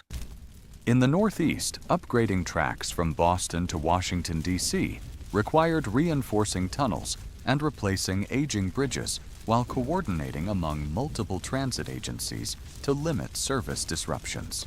Continuous electrification relied on overhead catenary systems powered by renewable sources. Solar arrays and wind turbines adjacent to rights-of-way delivered clean electricity to substations. Maintenance teams learned to inspect high-voltage lines and calibrate power converters, transforming diesel yards into electric facilities. Workshops installed equipment to service electric locomotives and battery packs that supported regenerative braking, requiring new tooling and training for mechanics. Freight rail evolved with hybrid locomotives featuring battery storage. On descending grades, engines regenerated energy and conserved it for uphill segments, reducing diesel consumption significantly. Midwest corridors piloted electrified freight lines connecting grain elevators and coal mines to ports.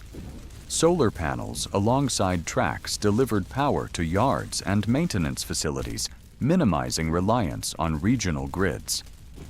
Manufacturers retrofitted existing locomotives with modular battery units, accelerating deployment. Urban transit authorities expanded light rail and commuter services to address growing congestion.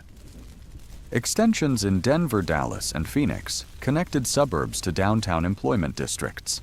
Stations became integrated mobility hubs, bike share docks, bus bays, and pedestrian plazas, encouraging seamless transfers. Contactless fare systems enabled riders to tap smart cards or smartphones, reducing boarding times and paper waste. Digital displays informed passengers of arrival predictions and service changes, improving reliability. Safety and operational efficiency improved through advanced digital systems. Positive train control automatically enforced speed limits and prevented collisions. Dispatch centers merged into regional hubs, monitoring train movements via real-time data. Predictive maintenance sensors on rails and rolling stock measured heat and vibration, alerting engineers to potential failures before breakdowns occurred. Maintenance crews used handheld tablets to document inspections and schedule repairs, efficiently reducing downtime. Community engagement remained essential during expansion planning.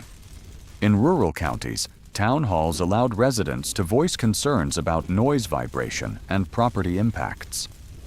Rail agencies offered compensation packages, including upfront easement payments and annual fees for irrigated fields traversed by tracks.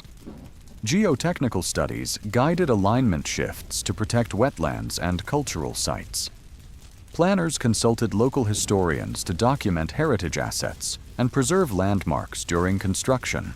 Educational institutions partnered with rail agencies to train a skilled workforce. Technical colleges introduced rail technology certificates, teaching diesel mechanical fundamentals, signal system programming, and track welding. Apprenticeship programs paired students with experienced technicians in rail yards, offering hands-on experience in maintenance tasks.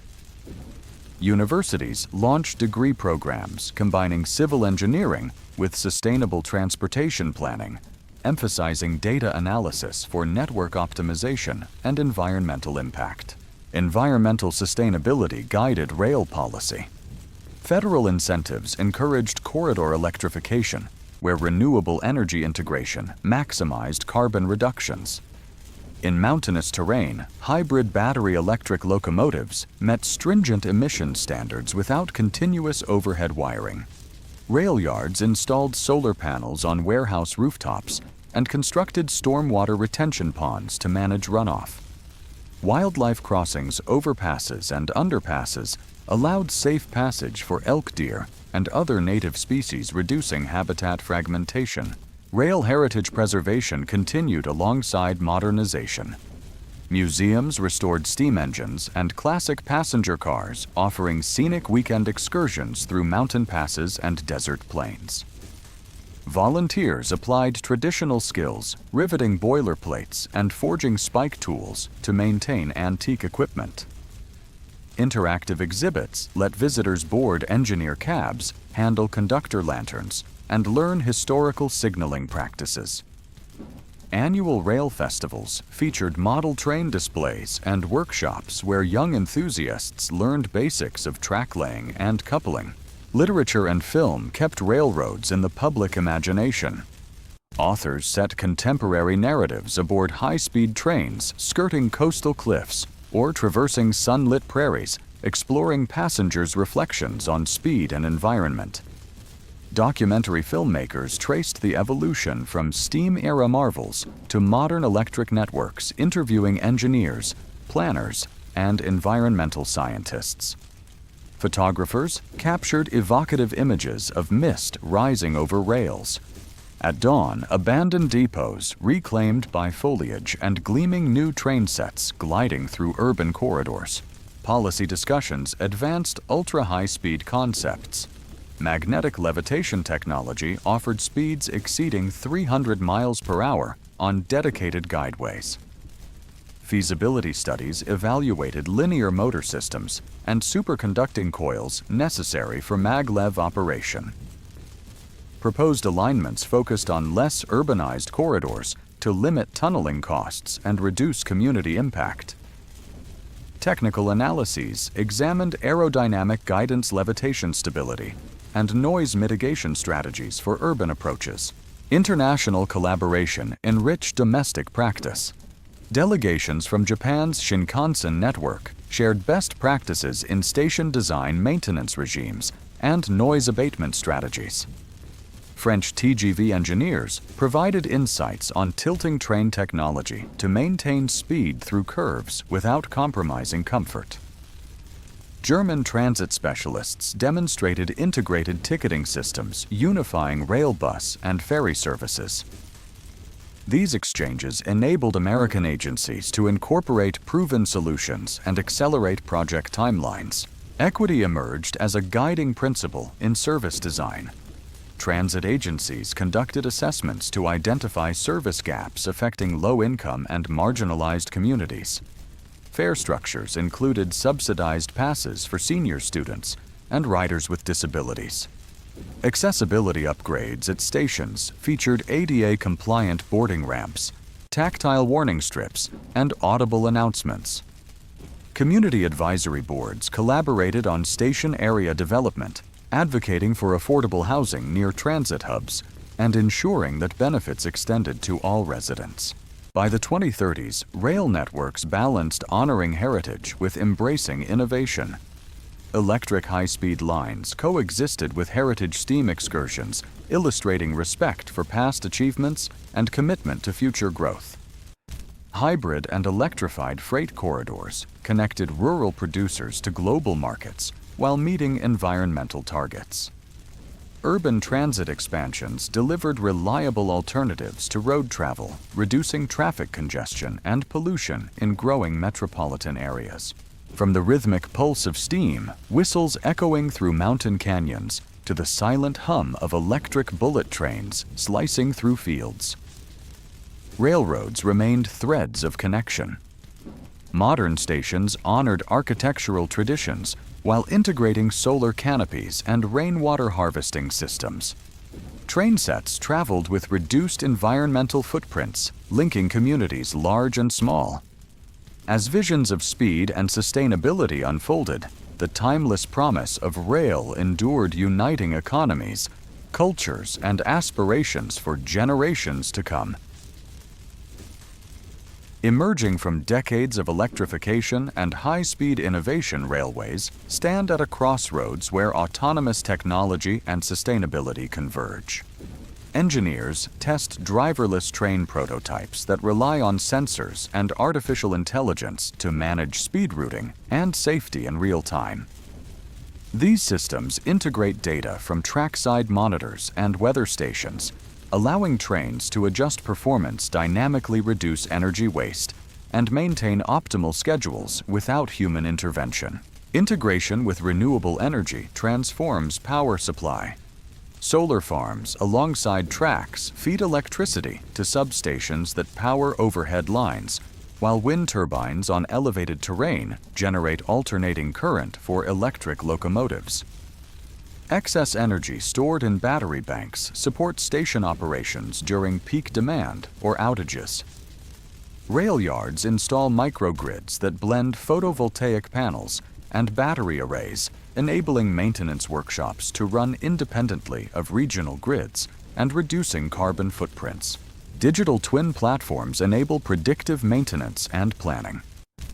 Virtual replicas of tracks, bridges, and rolling stock simulate performance under varied conditions, helping engineers test upgrades before physical work begins. When sensors detect potential track deformation due to heat, or where the digital model forecasts structural stress guiding targeted interventions. Maintenance crews receive alerts that pinpoint areas needing inspection, optimizing resource allocation and minimizing service disruptions. Hyperloop research pushes speed boundaries further. Vacuum-sealed tubes guide magnetically levitated pods at speeds exceeding 300 miles per hour, linking distant cities within minutes. Experimental test tracks demonstrate magnetic suspension systems cooled by superconducting magnets. Safety protocols undergo rigorous testing, including emergency braking systems and airlock chambers that restore atmospheric pressure in case of depressurization. As prototypes mature, designers explore integrating Hyperloop stations with existing rail networks to facilitate seamless transfers. Urban mobility revolves around intermodal connectivity. Planners design integrated transit hubs where high-speed rail interfaces with metro lines, bus rapid transit, and autonomous shuttle services. Commuters use unified digital tickets to board an electric train, transfer to a docked bike, and complete journeys in self-driving pods.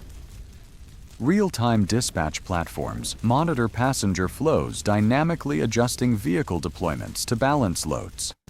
This ecosystem enhances convenience, reduces private car usage, and lowers urban congestion. Freight logistics adopt blockchain-enabled tracking to improve transparency.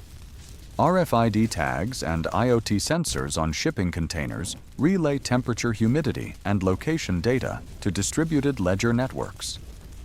Stakeholders from farmers to retailers access an immutable record, confirming cargo conditions, reducing spoilage, and facilitating compliance with regulations. Automated smart contracts trigger payments as shipments meet predefined checkpoints, accelerating cross-border trade and reducing administrative delays. Climate resilience drives infrastructure upgrades. Coastal rail lines threatened by rising seas receive elevated embankments built with engineered geofoam cores to withstand storm surges. Bridges over flood-prone rivers use adjustable span girders that lift during peak flows, reducing hydrodynamic stress. Mountain routes incorporate heat-resistant sleepers made from composite polymers to resist wildfire damage. Engineers implement drainage enhancements and slope stabilization measures to guard against erosion and landslides, ensuring year-round service. Policy frameworks evolve to support modern rail priorities. Federal and state grants focus on corridors achieving carbon reduction through electrification or renewable integration. Interstate compacts streamline environmental reviews and land acquisitions, expediting project delivery. Legislation incentivizes public-private partnerships that tie investor returns to performance metrics such as reliability, ridership growth, and emission targets. Regulatory reforms ensure consistent safety standards across jurisdictions, fostering smoother project execution nationwide. Community engagement ensures equitable development outcomes. Transit agencies hold public workshops in underserved neighborhoods, so residents can co-design station environments with community gardens, childcare centers, and affordable housing. Bilingual outreach teams distribute surveys and host meetings to hear concerns about noise land use and displacement risks. In rural areas, town hall forums explain how high-speed routes might impact farmlands and local economies, allowing landowners to negotiate safeguards and benefit from new opportunities. Workforce development adapts to new skill demands. Technical colleges partner with rail companies to offer apprenticeship programs, teaching AI diagnostics, digital signal programming, and battery management. Students earn certifications while working alongside veteran engineers who mentor them in system integration and safety protocols. Online training platforms provide interactive modules on predictive maintenance robotics and sustainable operations, ensuring a pipeline of talent prepared to manage the next generation of rail systems. Cultural stewardship preserves rail heritage amid modernization. Historical societies collaborate with tech firms to digitize archives of photographs, timetables, and oral histories, making them accessible worldwide. Museums restore steam engines and vintage cars, offering educational exhibits that contrast past and present technology. Interactive displays using augmented reality overlay historic scenes onto modern stations, allowing visitors to experience bygone eras while appreciating contemporary advancements. International collaboration accelerates progress through shared expertise. American rail agencies join multinational consortia that include counterparts from Europe and Asia to develop interoperable control systems and safety protocols. Joint research initiatives study superconducting materials, advanced track geometries, and climate-adaptive designs. Delegations exchange best practices on station automation, modular construction methods, and community outreach strategies, fostering a global network committed to rail innovation. Looking beyond current frontiers, researchers explore integrating rail with emerging transit technologies. Concepts for rail-mounted electromagnetic catapults could assist launch vehicles to break free from gravity wells, reducing rocket fuel consumption. Early experiments examine linear motor systems embedded in test tracks that accelerate payloads to high velocities before release. Though still theoretical, these ideas highlight rail's potential role in broader transportation networks that include air and space travel. Ultimately, modern railroads exemplify a fusion of innovation, sustainability, and community values. Autonomous electric corridors, blockchain-secured freight networks, and Hyperloop experiments reflect an industry that honors its legacy while embracing future possibilities. By integrating technology policy and public engagement, railways continue to unite regions, deliver goods, and connect people in ways that advance economic growth, environmental goals, and social equity. Their enduring promise lies in connecting communities, fostering collaboration, and inspiring progress worldwide and beyond. Emerging from electrification and high-speed innovation, railway networks transformed urban planning.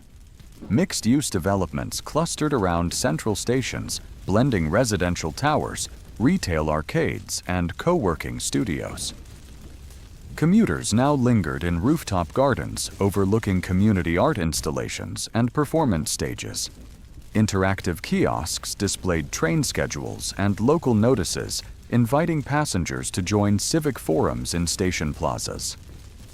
Cafes and pop-up markets catered to diverse tastes, while electric bike docks and charging points made last-mile travel seamless. In rural regions once bypassed by highways, rail connectivity fueled revival.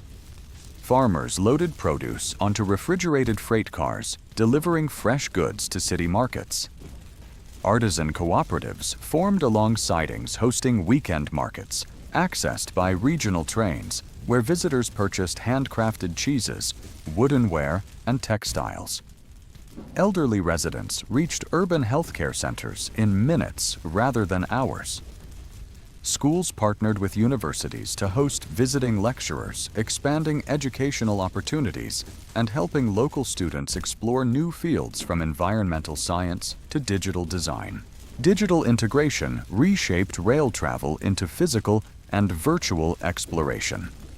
Passengers wore augmented reality glasses that highlighted architectural landmarks, historic sites, and ecological reserves as trains trailed through forests, plains, and mountains.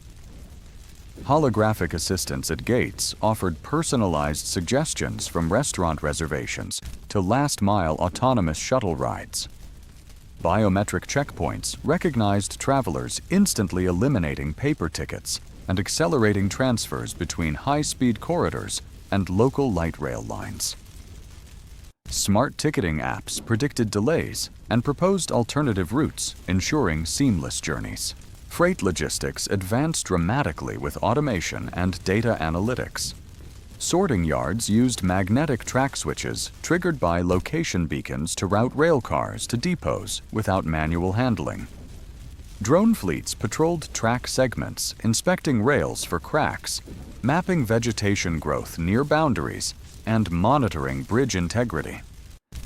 Small-scale producers joined digital platforms to consolidate shipments, sharing container space to reduce costs. Regional alliances negotiated bulk fuel and maintenance contracts, optimizing resource use across interconnected lines that stretched from agricultural hubs to industrial centers. Emergency response capabilities improved significantly through advanced sensor networks and automated protocols. In earthquake-prone areas, trains equipped with ground-penetrating monitors detected subterranean shifts, sending pulse alerts to central command centers that engaged emergency braking systems before derailments occurred. Flood-prone corridors featured embankment sensors that raised protective barriers to shield vulnerable track segments during storms.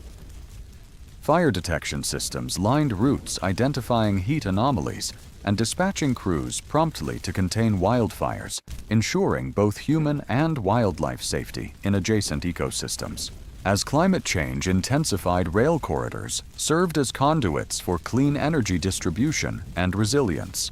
Solar farms alongside tracks supplied power to substations feeding electric locomotives, while excess energy charged battery arrays for hybrid trains capable of off-grid operation. Wind turbines on embankments generated electricity to power regional operations and feed community microgrids. Hydrogen fueling stations at strategic junctions supported fuel cell trains that emitted only water vapor. Elevated tracks in flood zones incorporated drainage channels beneath ties to reduce washouts and maintain service during extreme weather events. Cultural initiatives thrived in repurposed railway spaces where heritage met innovation. Decommissioned tunnels became immersive art venues featuring projection-mapped murals that narrated rail history from steam engines to autonomous pods. Acoustically designed stations hosted chamber music performances beneath vaulted steel beams, merging the resonance of string quartets with industrial aesthetics. Annual rail symphonies synchronized horn blasts with orchestral crescendos, celebrating harvests and seasonal festivals under twinkling station lights. Pop-up theaters in converted freight yards showcased local playwrights and musicians, drawing diverse audiences. Public health programs aligned closely with rail operations to extend medical services to remote areas. Mobile vaccination units boarded flat cars and traveled rural spurs, delivering essential immunizations to children and seniors during outreach campaigns. Refrigerated rail cars functioned as mobile pharmacies, distributing temperature-sensitive medications to clinics where road access was limited. Stations incorporated telehealth booths equipped with diagnostic devices and high-resolution screens, allowing patients to consult specialists virtually. Partnerships between health departments and rail operators prioritized regular service to isolated communities. Political frameworks evolved to reflect rail's pivotal role in regional integration and social equity. Multi-state councils formed to harmonize cross-border rail policies on noise abatement, land use, and environmental protection, reducing bureaucratic delays. Governments introduced income-based fare structures and dynamic pricing models that ensured low-income families could afford transit. International corridors implemented shared customs procedures, expediting freight and passenger flows across borders while maintaining security. Community advisory boards played key roles in station design and development oversight. Economic ecosystems adapted to rail-led tourism and innovation clusters along lines of steel. Heritage routes attracted enthusiasts who boarded restored Pullman cars for multi-day scenic tours, supporting local inns, artisanal markets, and farm stays. Culinary tourism emerged as onboard dining experiences that paired regional cuisine with local wines and brews, creating rolling gastronomic adventures. Winemakers and craft brewers organized themed rail excursions, inviting guests to sample vintages at vineyards accessible by branch lines. Innovation districts near major terminals housed research labs, technology startups, and design studios that prototyped next-generation rolling stock and digital control systems. Social equity initiatives guided rail expansions to uplift marginalized neighborhoods and foster inclusion. Comprehensive impact assessments identified communities at risk of displacement, prompting community land trusts to secure property near planned stations and guarantee long-term housing affordability. Apprenticeship programs partnered with trade unions and technical colleges to recruit underrepresented youth, providing scholarships, mentorship, and paid internships in rail engineering maintenance and operations. Local outreach teams engaged residents in project planning, ensuring new lines reflected community needs and priorities. Throughout evolving times, railway corridors endured as symbols of connection, innovation, and resilience. Autonomous pods glided along magnetic guideways, while electric locomotives hummed through green valleys powered by renewable microgrids. Stations remained vibrant hubs where commerce, culture, and care converged beneath sustainable canopies that harvested solar energy and captured rainwater for reuse. As communities weathered storms, economic shifts, and social changes, rail lines served as lifelines, binding economies, nurturing creativity, and inspiring collective futures. Truly, the rhythm of rails continues to connect generations everywhere. N-text. Split. Emerging from electrification and high-speed innovation, railway networks transformed urban planning. Mixed-use developments clustered around central stations, blending residential towers, retail arcades, and co-working studios. Commuters now lingered in rooftop gardens overlooking community art installations and performance stages. Interactive kiosks displayed train schedules and local notices, inviting passengers to join civic forums in station plazas. Cafes and pop-up markets catered to diverse tastes, while electric bike docks and charging points made last-mile travel seamless. In rural regions once bypassed by highways, rail connectivity fueled revival. Farmers loaded produce onto refrigerated freight cars, delivering fresh goods to city markets. Artisan cooperatives formed along sidings, hosting weekend markets accessed by regional trains, where visitors purchased handcrafted cheeses, woodenware, and textiles. Elderly residents reached urban healthcare centers in minutes rather than hours. Schools partnered with universities to host visiting lecturers, expanding educational opportunities and helping students explore new fields from environmental science to digital design. Digital integration reshaped rail travel into physical and virtual exploration. Passengers wore augmented reality glasses that highlighted architectural landmarks, historic sites, and ecological reserves as trains trailed through forests, plains, and mountains. Holographic assistants at gates offered personalized suggestions from restaurant reservations to last-mile autonomous shuttle rides. Biometric checkpoints recognize travelers, instantly eliminating paper tickets and accelerating transfers between high-speed corridors and local light rail lines. Smart ticketing apps predicted delays and proposed alternative routes, ensuring seamless journeys. Freight logistics advanced dramatically with automation and data analytics. Sorting yards used magnetic track switches, triggered by location beacons to route rail cars to depots without manual handling. Drone fleets patrolled track segments, inspecting rails for cracks, mapping vegetation growth near boundaries, and monitoring bridge integrity. Small-scale producers joined digital platforms to consolidate shipments, sharing container space to reduce costs.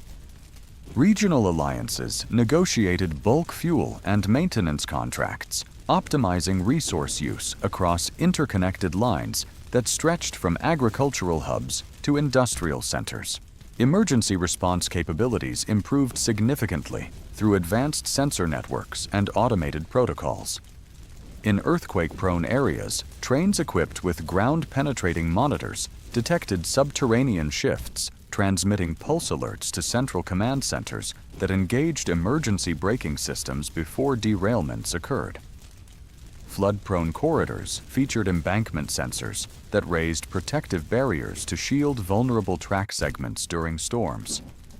Fire detection systems lined routes, identifying heat anomalies and dispatching crews promptly to contain wildfires, ensuring both human and wildlife safety in adjacent ecosystems. As climate change intensified, rail corridors served as conduits for clean energy distribution and resilience. Solar farms alongside tracks supplied power to substations feeding electric locomotives, while excess energy charged battery arrays for hybrid trains capable of off-grid operation. Wind turbines on embankments generated electricity to power regional operations and feed community microgrids. Hydrogen fueling stations at strategic junctions supported fuel cell trains that emitted only water vapor. Elevated tracks in flood zones incorporated drainage channels beneath ties to reduce washouts and maintain service during extreme weather events. Cultural initiatives thrived in repurposed railway spaces where heritage met innovation. Decommissioned tunnels became immersive art venues, featuring projection-mapped murals that narrated rail history from steam engines to autonomous pods. Acoustically engineered stations hosted chamber music performances beneath vaulted steel beams, merging the resonance of string quartets with industrial aesthetics. Annual rail symphonies synchronized horn blasts with orchestral crescendos, celebrating harvests and seasonal festivals under twinkling station lights. Pop-up theaters in converted freight yards showcased local playwrights and musicians, drawing diverse audiences. Public health programs aligned closely with rail operations to extend medical services to remote areas. Mobile vaccination units boarded flat cars and traveled rural spurs, delivering essential immunizations to children and seniors during outreach campaigns. Refrigerated rail cars functioned as mobile pharmacies, distributing temperature-sensitive medications to clinics in remote areas where access by road was limited. Stations incorporated telehealth booths equipped with diagnostic devices and high-resolution screens, allowing patients to consult specialists virtually. Partnerships between health departments and rail operators prioritized regular service to isolated communities. Political frameworks evolved to reflect rail's pivotal role in regional integration and social equity. Multi-state councils formed to harmonize cross-border rail policies on noise abatement, land use, and environmental protection, reducing bureaucratic delays. Governments introduced income-based fare structures and dynamic pricing models that ensured low-income families could afford transit. International corridors implemented shared customs procedures, expediting freight and passenger flows across borders while maintaining security. Community advisory boards played key roles in station design and development oversight. Economic ecosystems adapted to rail-led tourism and innovation clusters along lines of steel. Heritage routes attracted enthusiasts who boarded restored Pullman cars for multi-day scenic tours, supporting local inns, artisanal markets, and farm stays. Culinary tourism emerged as onboard dining experiences that paired regional cuisine with local wines and brews, creating rolling gastronomic adventures through valley vineyards and coastal orchards. Winemakers and craft brewers organized themed rail excursions, inviting guests to sample vintages at vineyards accessible by branch lines. Innovation districts near major terminals housed research labs, technology startups, and design studios that prototyped next-generation rolling stock and digital control systems.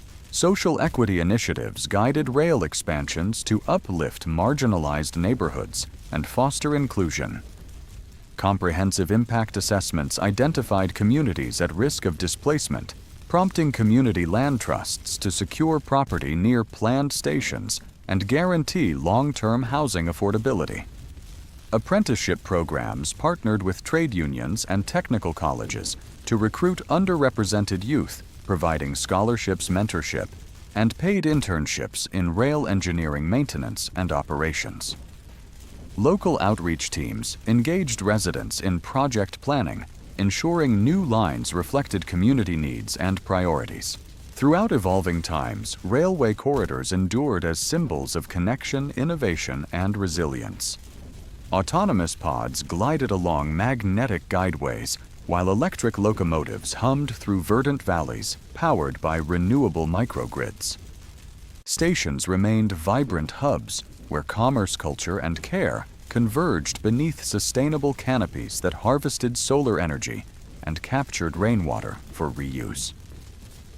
As communities weathered storms, economic shifts, and social changes, rail lines served as lifelines binding economies, nurturing creativity, and inspiring collective futures. Truly, the rhythm of rails continues to connect generations everywhere.